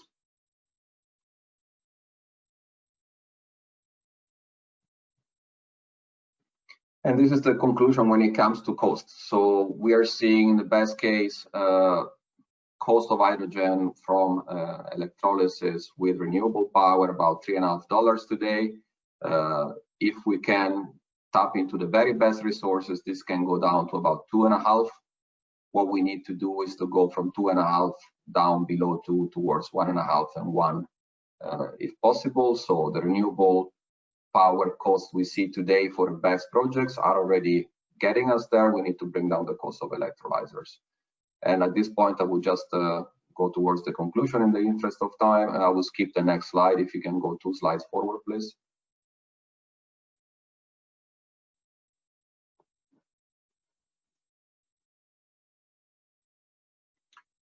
So I mentioned the collaborative framework on green hydrogen that we established in June this year, next meeting next week. Key points to mention, ARENA members identified a few areas of priority for knowledge sharing. One is really tracking the progress, a database on projects. We're already working on that in the context of our upcoming report. Another one is to increase collaboration with existing hydrogen initiatives. There is quite a momentum on the topic of hydrogen around the world, many initiatives, many events. We would like to try to contribute to, let's say, consolidating a bit the conversation and have a bit more impactful and more limited number of these conversations. Nexus with renewables, very important point. I already spoke about it earlier. And also the importance of scaling up the infrastructure. Would it be the green hydrogen backbone with pipelines discussed in Europe, or shipping of hydrogen, which at the moment is still unclear if it's going to be liquefied hydrogen, ammonia, organic carriers, or others. Standards and regulatory frameworks are a key point, and sharing of best practices on financial mechanisms. And then I'll conclude with the next slide, where is an invitation to all of you to participate in another used to be physical event in Bonn, the ARENA Innovation Week, which is taking place 5th to 8th of October. It's the 3rd edition and the first virtual edition. Again, this can allow participants from all over the world to join. We are going to have a dedicated session on hydrogen on the 6th of October, 8 to 11 a.m. Central European summertime. And the link below allows you to have a free registration, so you're welcome to join. We already have a significant number of people registered, even more than what we can do in person. So we look forward to having many of you joining this event. And with this, I conclude my presentation. Thank you very much. Yeah, thank you very much, Emanuele, for that interesting overview. Now let's move from the supply side to the application side. Let's go into more detail in one specific application, and that is hydrogen-powered ships. We have a presentation from Chilhan Lee, who is the Chief Executive Officer and President of Vincent Corporation. And he will talk about the development of hydrogen small boats to megawatt scale applications. Mr. Lee, the floor is yours. Hi, hello, thank you for giving me opportunity to speak here. Actually, I'm a little bit different presentation compared to other speakers. I'm not a big picture painting guy. We are only doing very narrow sector of the industry. We are developing hydrogen fuel cell powered boat to ship. Next, please.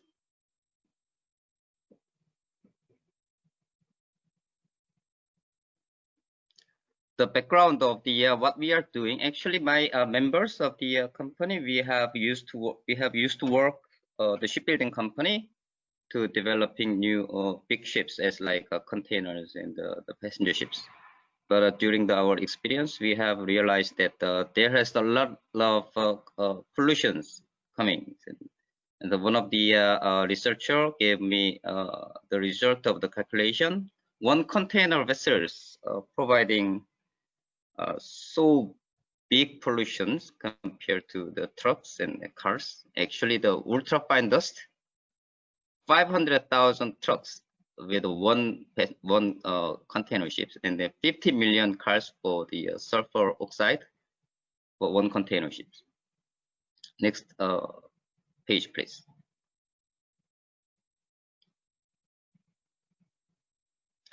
Based on the renewable energy or green energy or some challenge of the future technology, most of the many countries, they are developing new system for the propulsion of the ship, and they try to make a trend of the technology of the propulsion power. Next slide, please.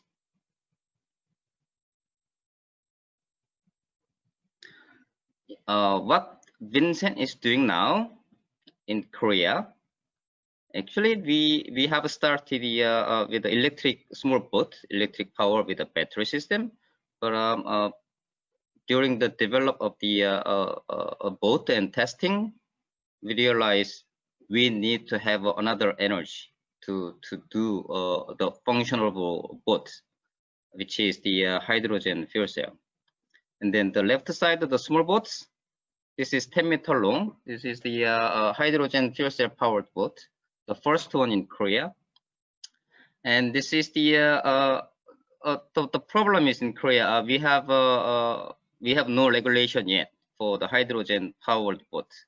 Maybe car they have, but the boat system and the shipping, there is no regulation. So Ministry of the Small Medium Business, they gave us the opportunity to area we can do the testing and developing regulation in local regulations.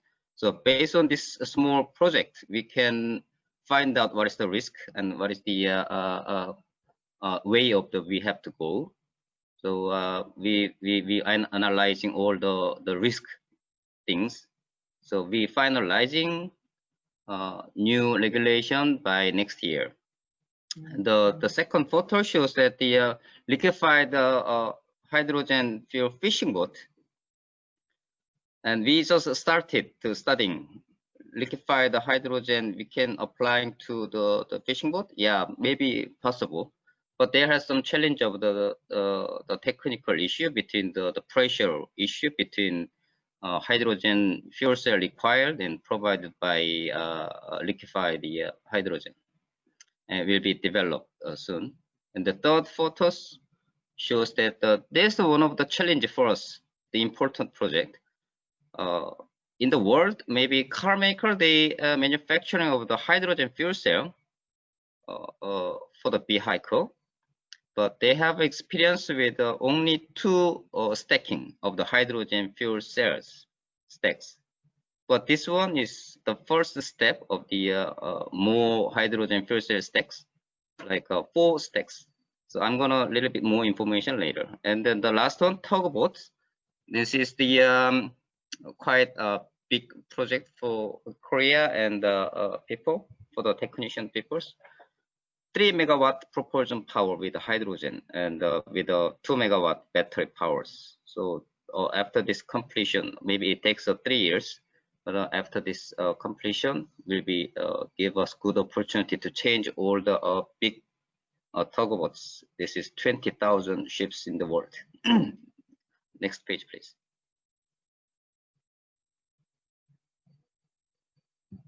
At the beginning of the company, we did start with the fishing boat with electric propulsion with a battery only.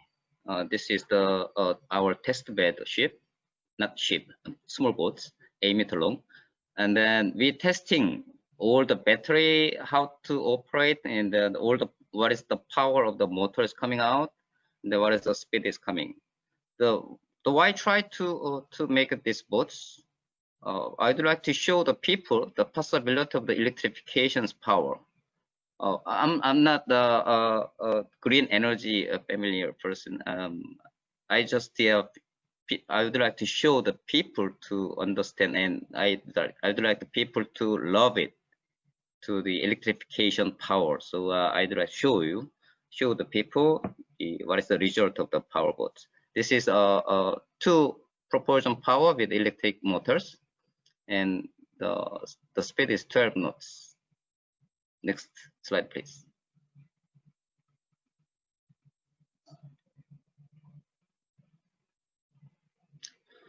These small boats also electrification and only battery powers. And this is almost finished, but based on this study of the manufacturing of the small boats, we finalized what is the risk of the electrifications and then the battery powers, what we can provide until where and how long, and what is the power, their densities, things, and kind of studying tools. Next page, please.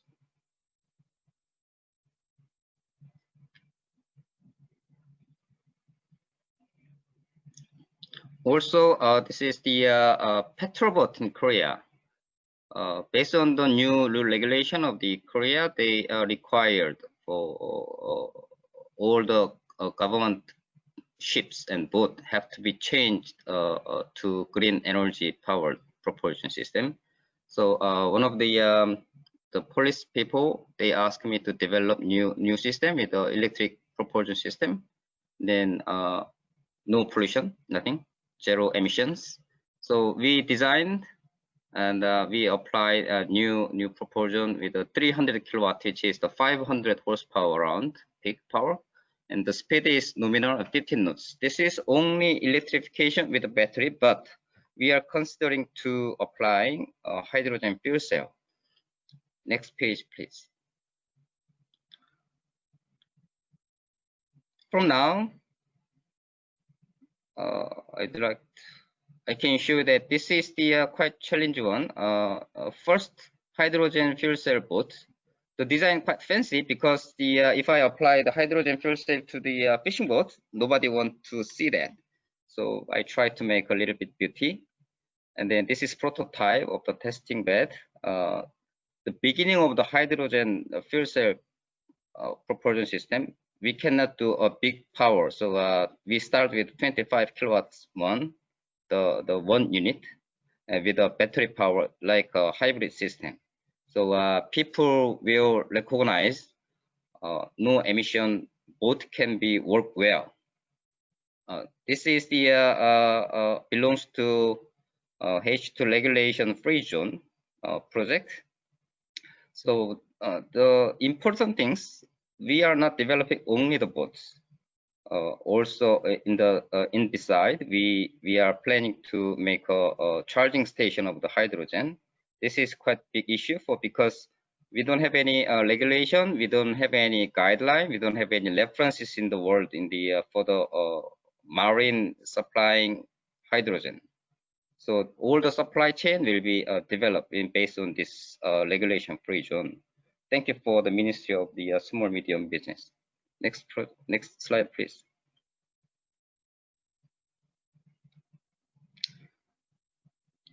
Previous one was 1 unit of the hydrogen fuel cell, but this one is a little bit bigger power for stacking of the hydrogen fuel cell system. One of the major car maker, they provide us the hydrogen fuel cell for the vehicle one.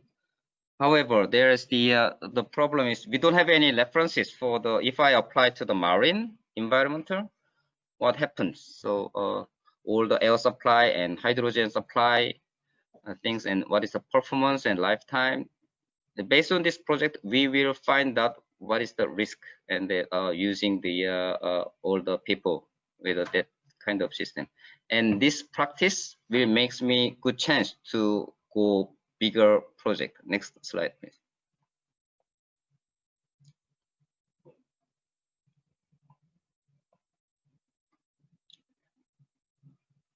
Based on the previous project for stacking of the stacks, we find out what is the result, and then this page will shows the simple diagram of what we are doing.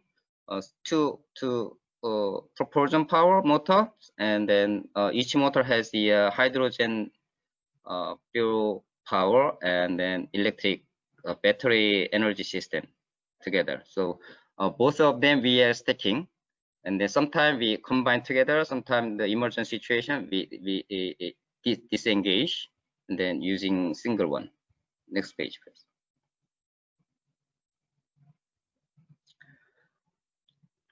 The tugboat, this is propulsion power 3 megawatts.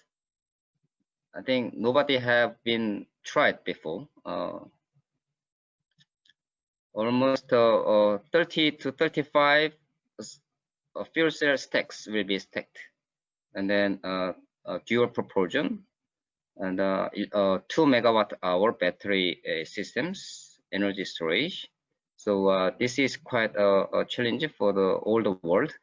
The total of the IMO list of the tugboat is 20,000 ships, and then this monster engines, diesel engines, is making lots of the pollutions, and then all the harbor and the port, they have a lot of this operated tugboats. If we success this one, will be standard of the tugboat. And the problem is hydrogen fuel cell is workable in the marine environment or not. That's why our portfolio, we start with the single hydrogen fuel cell application and full hydrogen fuel cell application. This is last 30 to 35 hydrogen fuel cell application.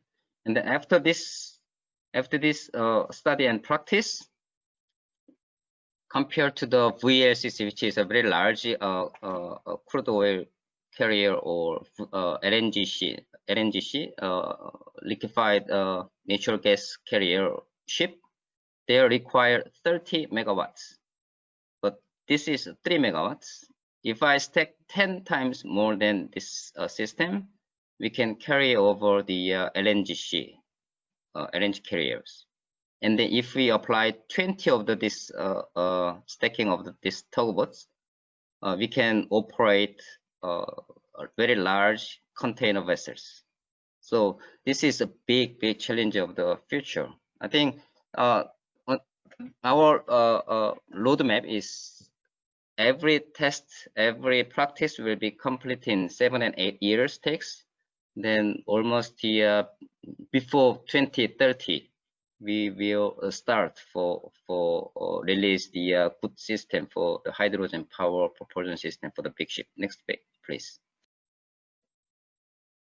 Yeah, this is the we have to developing the familiar interface and system integration. Next page, please.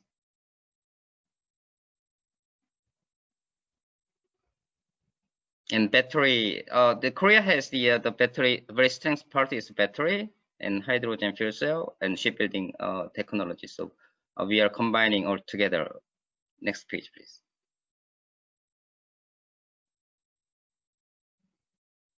The price is important, the hydrogen fuel price. It depends on the prices goes down, the industry will be very happy to apply this system. Next page, please. What we need, marine regulation is still developing by International Maritime Organization. They are, I think, still studying. The infrastructure, charging station, we have to prepare and for release the other industry. And cost down for the fuel cell stack and hydrogen gas. This is a big issue for making bigger industry. Thank you very much. Yeah, thank you very much for that comprehensive overview. So it's interesting to see what you can do with hydrogen also in the shipping sector. That's a new development. I would like to move to Dr. Fridtjof Kubelik.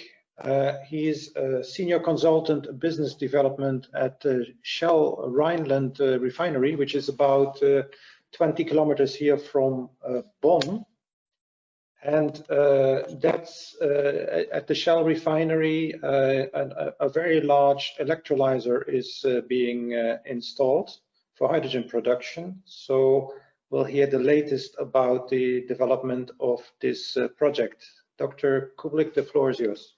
Well, thank you very much for the invitation to have the chance to give a talk here, and thanks to the Embassy of Korea, and thank you for being here and having the opportunity to talk about a project which is indeed very close to Bonn. I'm also very happy to talk to all the international participants. I've heard that they're coming from all around the world, so from that point of view, really looking forward to present this project to you. It reminds me a bit of about 20 years ago. I think that was the start of the photovoltaics at costs which were above 50 cents per kilowatt hour, which are now below 5 cents per kilowatt hour. And if you make a bit of a comparison today, then it feels a bit like the hydrogen is in the same space to start now and to take off. But in this context, it's very important also to share with you really that what is actually happening, not only that what everybody wants, because we hear lots of gigawatts and megawatts to be installed over the next couple of years. I believe a couple of gigawatts by 2030. Range between 2 and above 10 in Europe. So from that point of view, very exciting to see what is now really happening. So with this, maybe best to go to the next slide. Which is a legal disclaimer actually, so we can also go over that because legal disclaimer for the presentations that we are giving. Now, the project itself, to give you a bit of an idea, number one, I think very important to highlight at this stage, it is a project which is getting a grant from the Fuel Cell Hydrogen Joint Undertaking from the European side, where we are very happy on that we have it, because without that grant, we wouldn't have been able to implement that. We are doing this in a consortium. It is the largest PEM electrolyzer worldwide today in the construction, and also at the time and moment when it's going to start operating in 2021. And the target of my presentation is pretty much to show you how that looks like today, to give you an idea on this. The target is really to use that first time in a refinery, to use the hydrogen on a continuous basis. So the demand of hydrogen is very strong. So 180,000 tons is the demand in a refinery, just to give you an idea. This 10 megawatt electrolyzer is only producing 1,300 tons a year, 4 tons a day, which is for these kind of industrial complexes small, but at the same time it is huge if you look into the transport sector, because the demand there with about 500 hydrogen cars in Germany is substantially smaller. So this is far too big for that. So you see already how this is kind of being brought to fruition to build a bridge between industry and transport, and how it plays a role to get the costs down, to show how such an electrolyzer can work, and how to mature the whole technology around it. Just to give you a bit of an idea, this started actually 2017 with a call from the Fuel Cell Hydrogen Joint Undertaking. Project started in 2018. first time to design this. I think we are working together with ITM, electrolyzer manufacturer in the UK. For them, this is also the largest project that they have been doing, which works very well. But I think we are all kind of in the mode to build really this project first time also in a building, and to show how this is going to operate then as of next year. Further partners are Sintef in Norway, ThinkStep, formerly ThinkStep, now Sphera in Germany for life cycle analysis, and Element Energy in the UK for the dissemination part. So a very well functioning consortium. Key point here is, as you can see, we have been spending the last couple of years really with the design of this project and to start the construction. If you move on to the next slide, then we can see when we really started the construction, which was in the middle of last year. The size of the project, 10 megawatt, amount of capital spent is around 16 to 20 million, around 18 million probably at the end, around that. It gets funding, as I said, from the European side. It's a first of this size. I'm hoping that we will see more of those coming forward over the next few years. I believe this is a really stepping stone to the 100 megawatt class, which is going to appear soon, hopefully. But these type of projects are really of utmost importance. And if you look into the development of the fuel cell hydrogen joint undertaking, starting with these kind of industrial scale electrolyzers, first in the wind industry, then steel, and now in the refinery side, this is a kind of laying the ground for the future, really. So it has been very helpful to be able to participate in this. If you go on to the next slide, I show you how the design of this electrolyzer looks like. It's a building where this is brought into. Maybe you've seen earlier electrolyzers in the 2 megawatt scale, which are normally in containers. This is different. So we have been making a custom-made building around it, also kind of improving on the what we say in the refinery language, often utilities, or the part where you kind of prepare the water, where you purify the oxygen, where you also kind of purify the hydrogen, and all these kind of equipment, large electrical equipment as well. So I think that is kind of brought into the building and has been designed specifically for the needs of this 10 megawatt electrolyzer. This electrolyzer, as you see in the bottom middle picture, picture taken in January, is sitting in the middle of the refinery. The refinery is the largest refinery in Germany, and we have been putting it there because it's very close to the hydrogen lines, and the hydrogen can be immediately used in the hydrogen network inside the refinery. It comes out with about 20 bar. It is used at an even higher pressure inside the refinery, but it can be fully integrated into that what is happening in the refinery. If we move on to the next slide,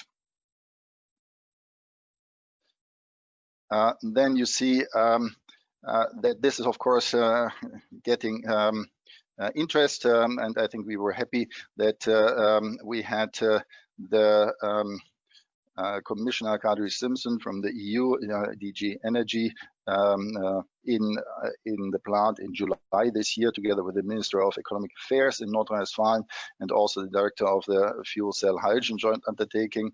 And it is clearly a lighthouse project because it's kind of setting the scene into the future. Also the application and the speeches given there were clearly indicating the direction to take, that this needs to grow further and needs to go into 100 megawatt or larger if possible.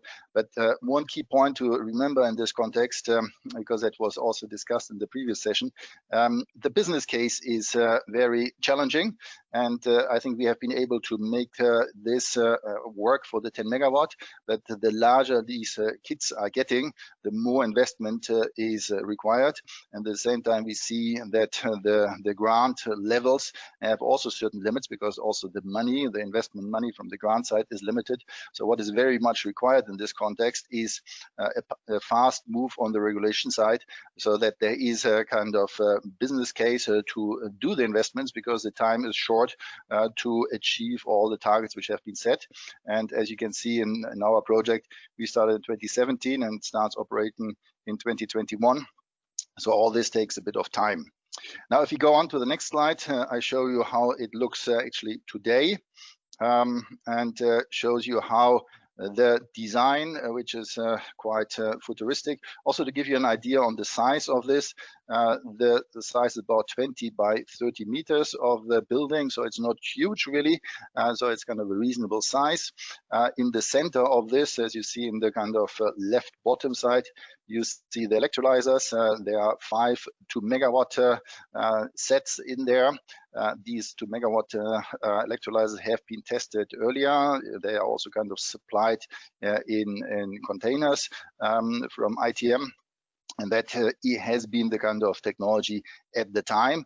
But we see now that the technology is developing further and there's more to come, especially when you go into the larger sizes. So I think this is kind of great to see, and reminds me largely also on the developments on the photovoltaics. On the right-hand side, you see how the design that we had beginning of this year or end of last year, or even earlier, how that is now put into place. And you see how in the center of the building, the part where the roof is still missing, that will be the location of the electrolyzers, and how the electrical equipment is placed already. And the manufacturing of the Venturi roof is currently happening in parallel, and we are waiting actually for the electrolyzers to arrive so that we can install them, and then we can start operating this in 2021. And we are of course very excited to see this happening. Now, to continue on this, because this is clearly the heart of the presentation, but there's definitely a bit more to be said about this. And I believe the next slide is giving this overview to this. Again, maybe the partners, as I mentioned earlier, don't want to miss them, because all of them are contributing to the success of this project. Key is, of course, the European side with the fuel cell hydrogen joint undertaking with their support, clearly Lighthouse project, and helping us to go through this. Now going to the next slide, which is also the final slide that I want to share with you today, because it shows a bit where we stand today and where we want to go. So you see in the center actually the project with the 10 megawatt electrolyzer and the type of things that we do today. So it is in principle grid connected, but we will have power purchase agreements to get green power into the electrolyzer. We will have the connection to the industrial site with the refinery to use the green hydrogen there. We will have a connection to the primary and secondary grid balancing, and we'll test these kind of business cases, which are small but kind of interesting, definitely, but they are not sufficient to make the case to build such a unit. And then on the right hand side, you see to some extent that what we are kind of working on, what we want to implement. There's clearly the link to use this kind of high grade fuel cell grade hydrogen for the transport sector. I think there will be a retail site next to the refinery for hydrogen, which is going to be in place by end of this year. So I think we definitely want to supply that. But there are also a bus company, one of the biggest player actually in Europe, with community buses, 50, which are going to be operational by end of this year or next year. So really one of the largest fleets in Europe, also with ambition to grow further. So that's also a target to supply them. And we are also kind of looking into this, or we understand this as a kind of platform for e-fuels, which is a natural fit, of course, with the refinery, which is producing fuels. And these fuels are especially of interest for the aviation sector, which is one of these hard to decarbonize sectors where there are little alternatives and where this could play a role. But you can see already that you need to have these developments on the electrolyzers, plus a lot of other developments to make this work. And there are big challenges to make this and to demonstrate how this can be done on the commercial side. With this, I would like to kind of conclude my presentation. I hope that I gave you a bit of a glimpse on that, what is happening really next to Bonn. German, not very far away, and we are jointly looking forward to start the plant. And again, my thanks for the invitation to give the presentation, and hope to stay in contact with all of you. Thank you. Yeah, thank you very much for that overview, and I hope in the near future we will have a chance to see the actual project. And I think you nicely laid out that there is a bit of a challenge between, on one side, the big numbers that are thrown around, and the practical issues in developing these projects. So a lot of work needs to be done in the coming years.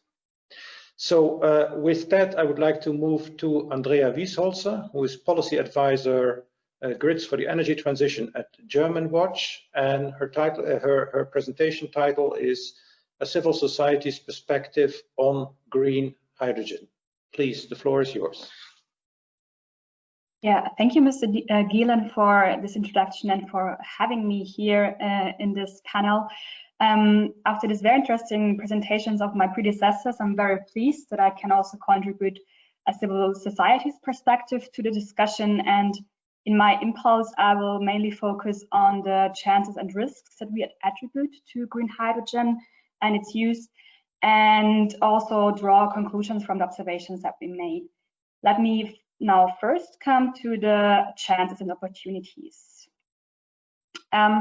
So what we've heard before and what is pretty clear, and science and scientific studies and scenarios show it, we will not reach climate neutrality by at latest 2050 without the use of hydrogen. In fact, the more ambitious greenhouse gas reduction efforts get, speaking of minus 100% instead of minus 80%, for example, the earlier and the more hydrogen we need in the system. This is mainly because green hydrogen provides the opportunity to decarbonize also hard to abate sectors and technologies that are hard to electrify, mainly in aviation sector, but also the shipping, as we heard before, and in industry. And electrolyzers make it possible to introduce the valuable renewable energies also in sectors beyond the electricity grid. We also need electrolyzers to compensate peak loads of renewable energy generation, and it enables long-term storage of electricity in form of the gaseous energy carrier hydrogen. And by that, the renewable energy can be stored and reused in times when there is little renewable energy generation. This helps to make the energy system more flexible and stabilizes power networks in an increasingly volatile system that is mainly based on PV and wind generation. Another advantage that we see lies within the better transportability of hydrogen compared to electricity. Hydrogen can be transported via long distances, and this creates the opportunity to build up an international market for green hydrogen and other low carbon energy carriers. For current energy exporters like, let's say, Russia, Saudi Arabia, Nigeria, this provides the incentive to gradually shift their export portfolios from fossil fuels to renewable energies, but it also provides the chance to build up new trade relations and international corporations around green hydrogen.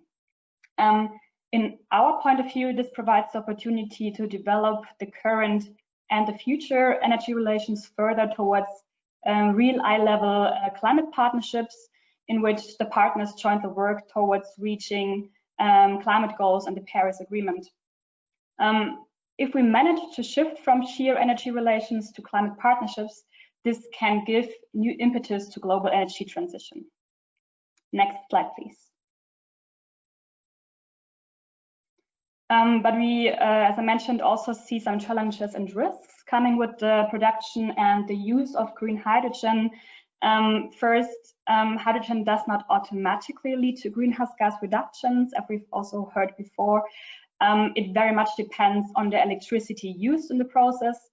The German research institute Öko-Institut has calculated that green hydrogen only is beneficial for climate protection if the electricity applied is close to 100% renewable energies.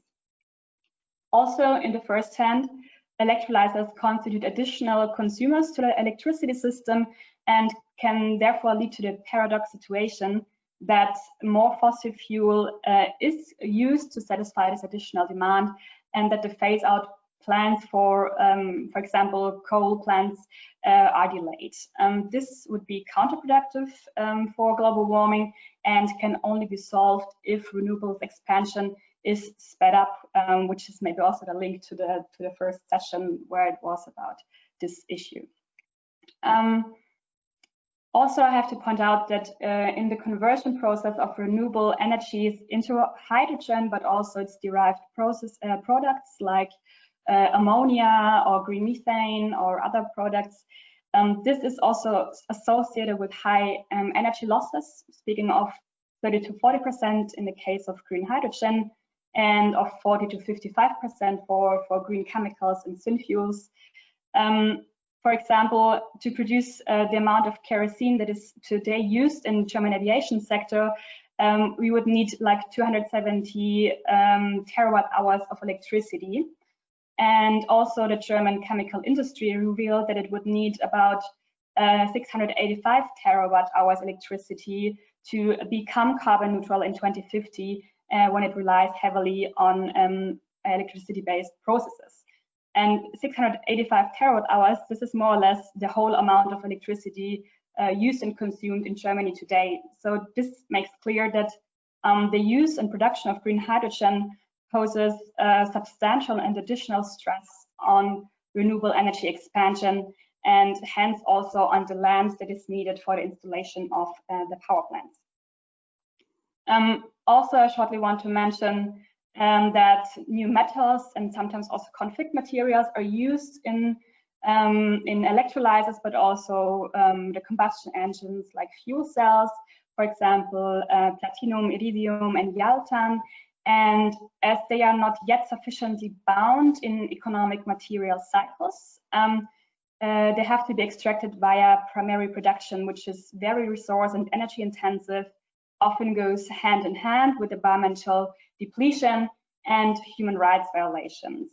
And we also face other challenges. I've mentioned the potential land use conflicts, and we also have to look at the water being used in the electrolysis process, which can become a problem because some of the sweet spot countries are already facing water scarcity, and this is getting even more intense with ongoing climate crisis.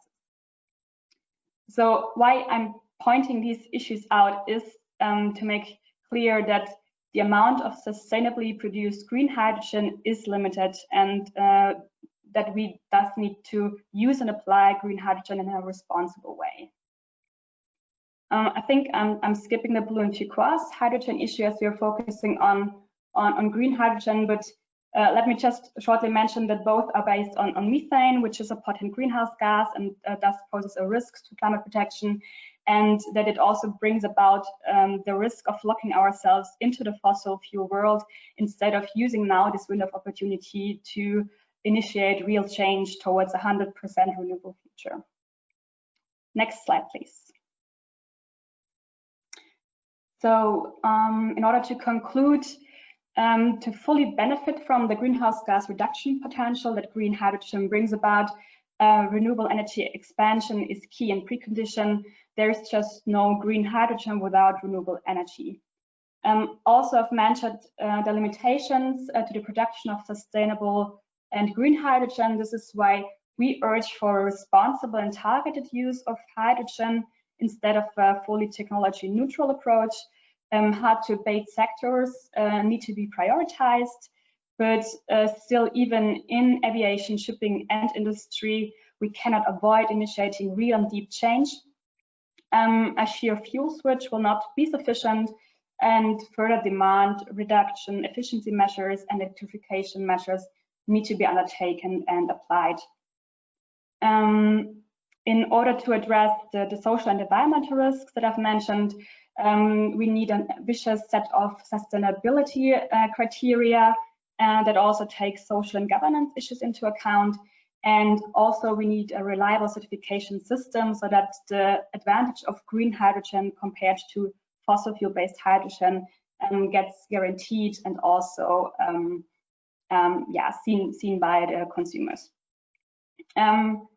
Yes, we also think that only green hydrogen can play a long-term role in the system, which is why we need a prioritization of support for the green hydrogen pathway.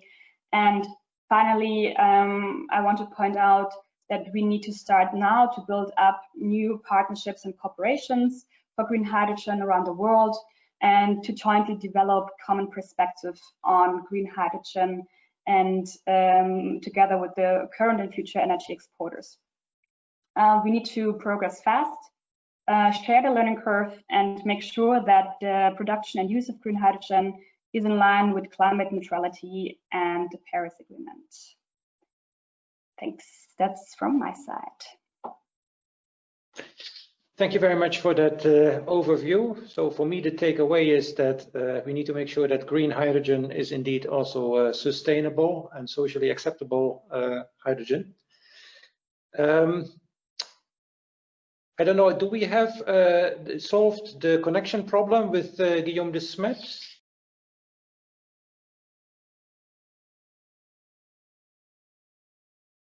So we are an international industrial gas company present in 80 countries with 67,000 employees in these countries. We have a 22 billion euro turnover, from which we invest 3.7 billion on a yearly basis in industrial facilities.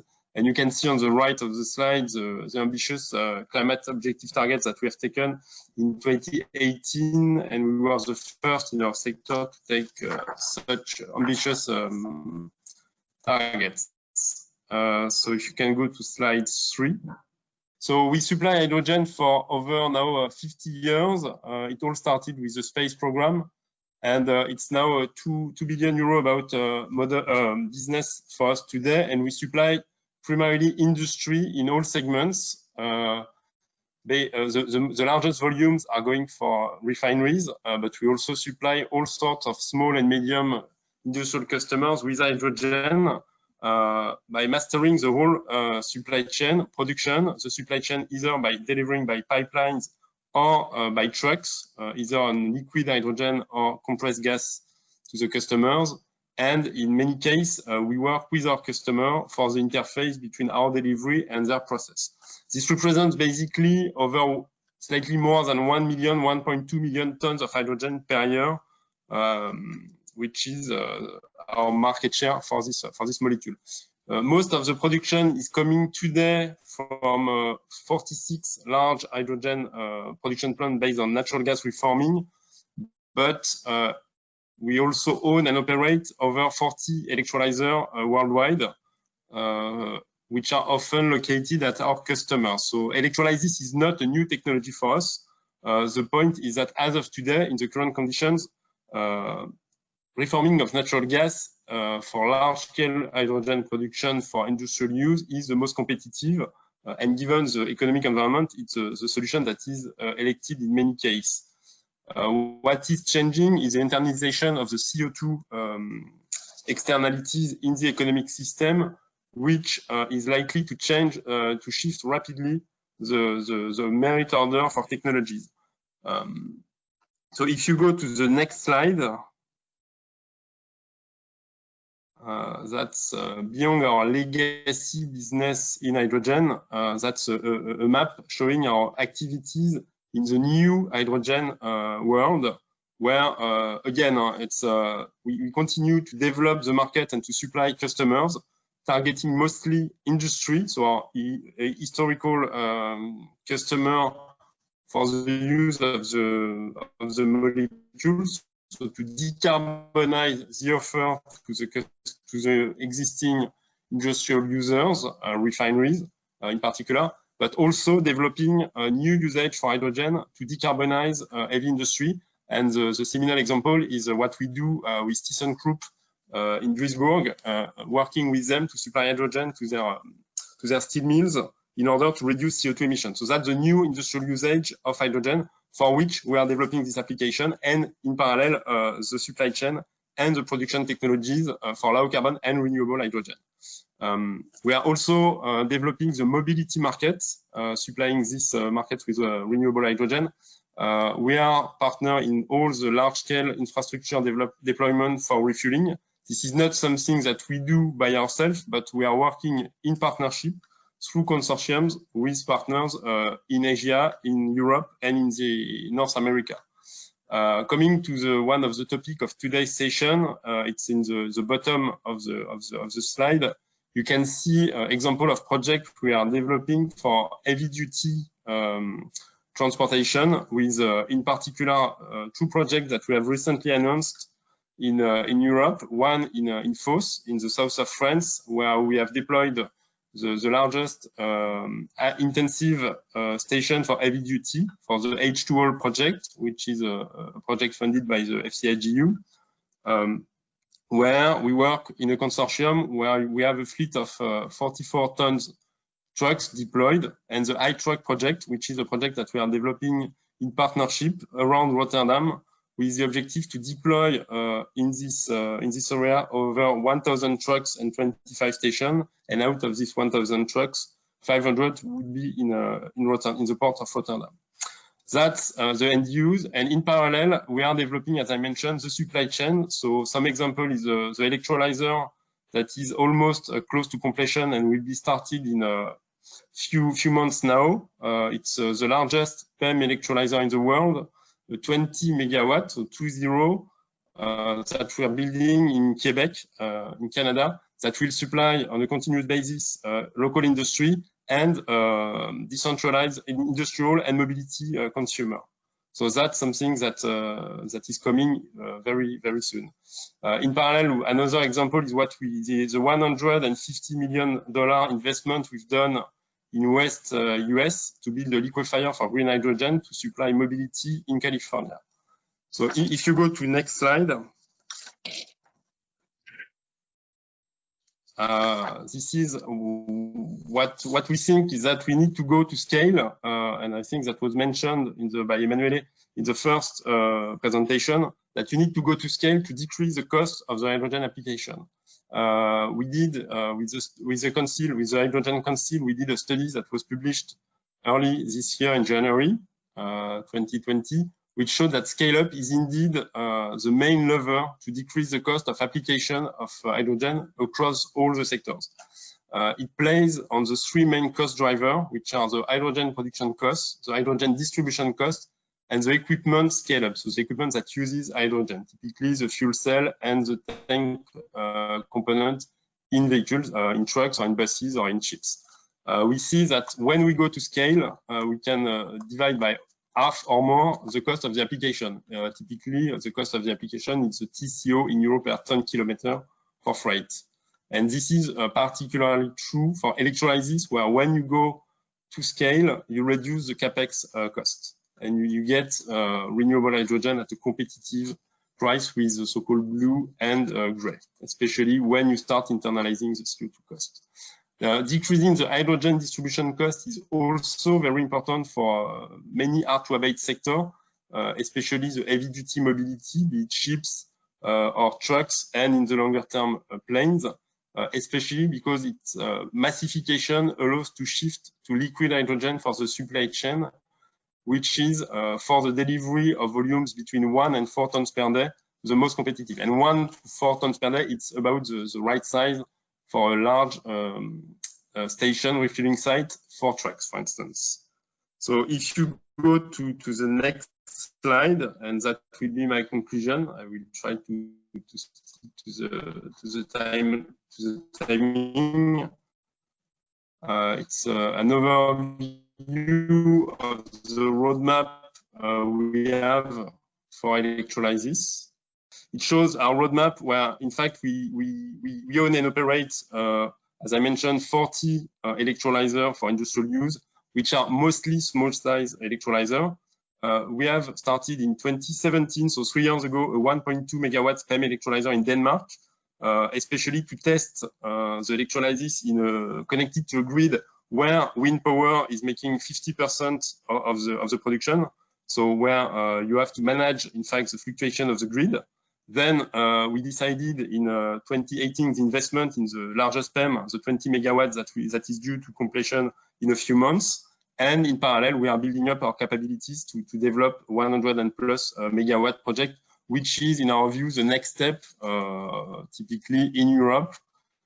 When you look at the ambition of Europe as a whole, or Germany, France, the Netherlands, Portugal, and Spain, it's clear that to go to the gigawatt ambition that is announced, it will start with large-scale projects. So that this is really the next step, and this will enable the massification that will drop the cost and enhance the competitiveness of green hydrogen. So thank you very much, and I look forward. I don't know if you have time for discussion or not. Thank you very much. Yeah, thank you very much, Guillaume. That was pretty interesting, and I'm happy that the connection finally worked. The problem we have a bit is it's nearly 5:15. We're already 15 minutes over time. So instead of a panel discussion and a Q&A session, let me say a few words in conclusion to this session.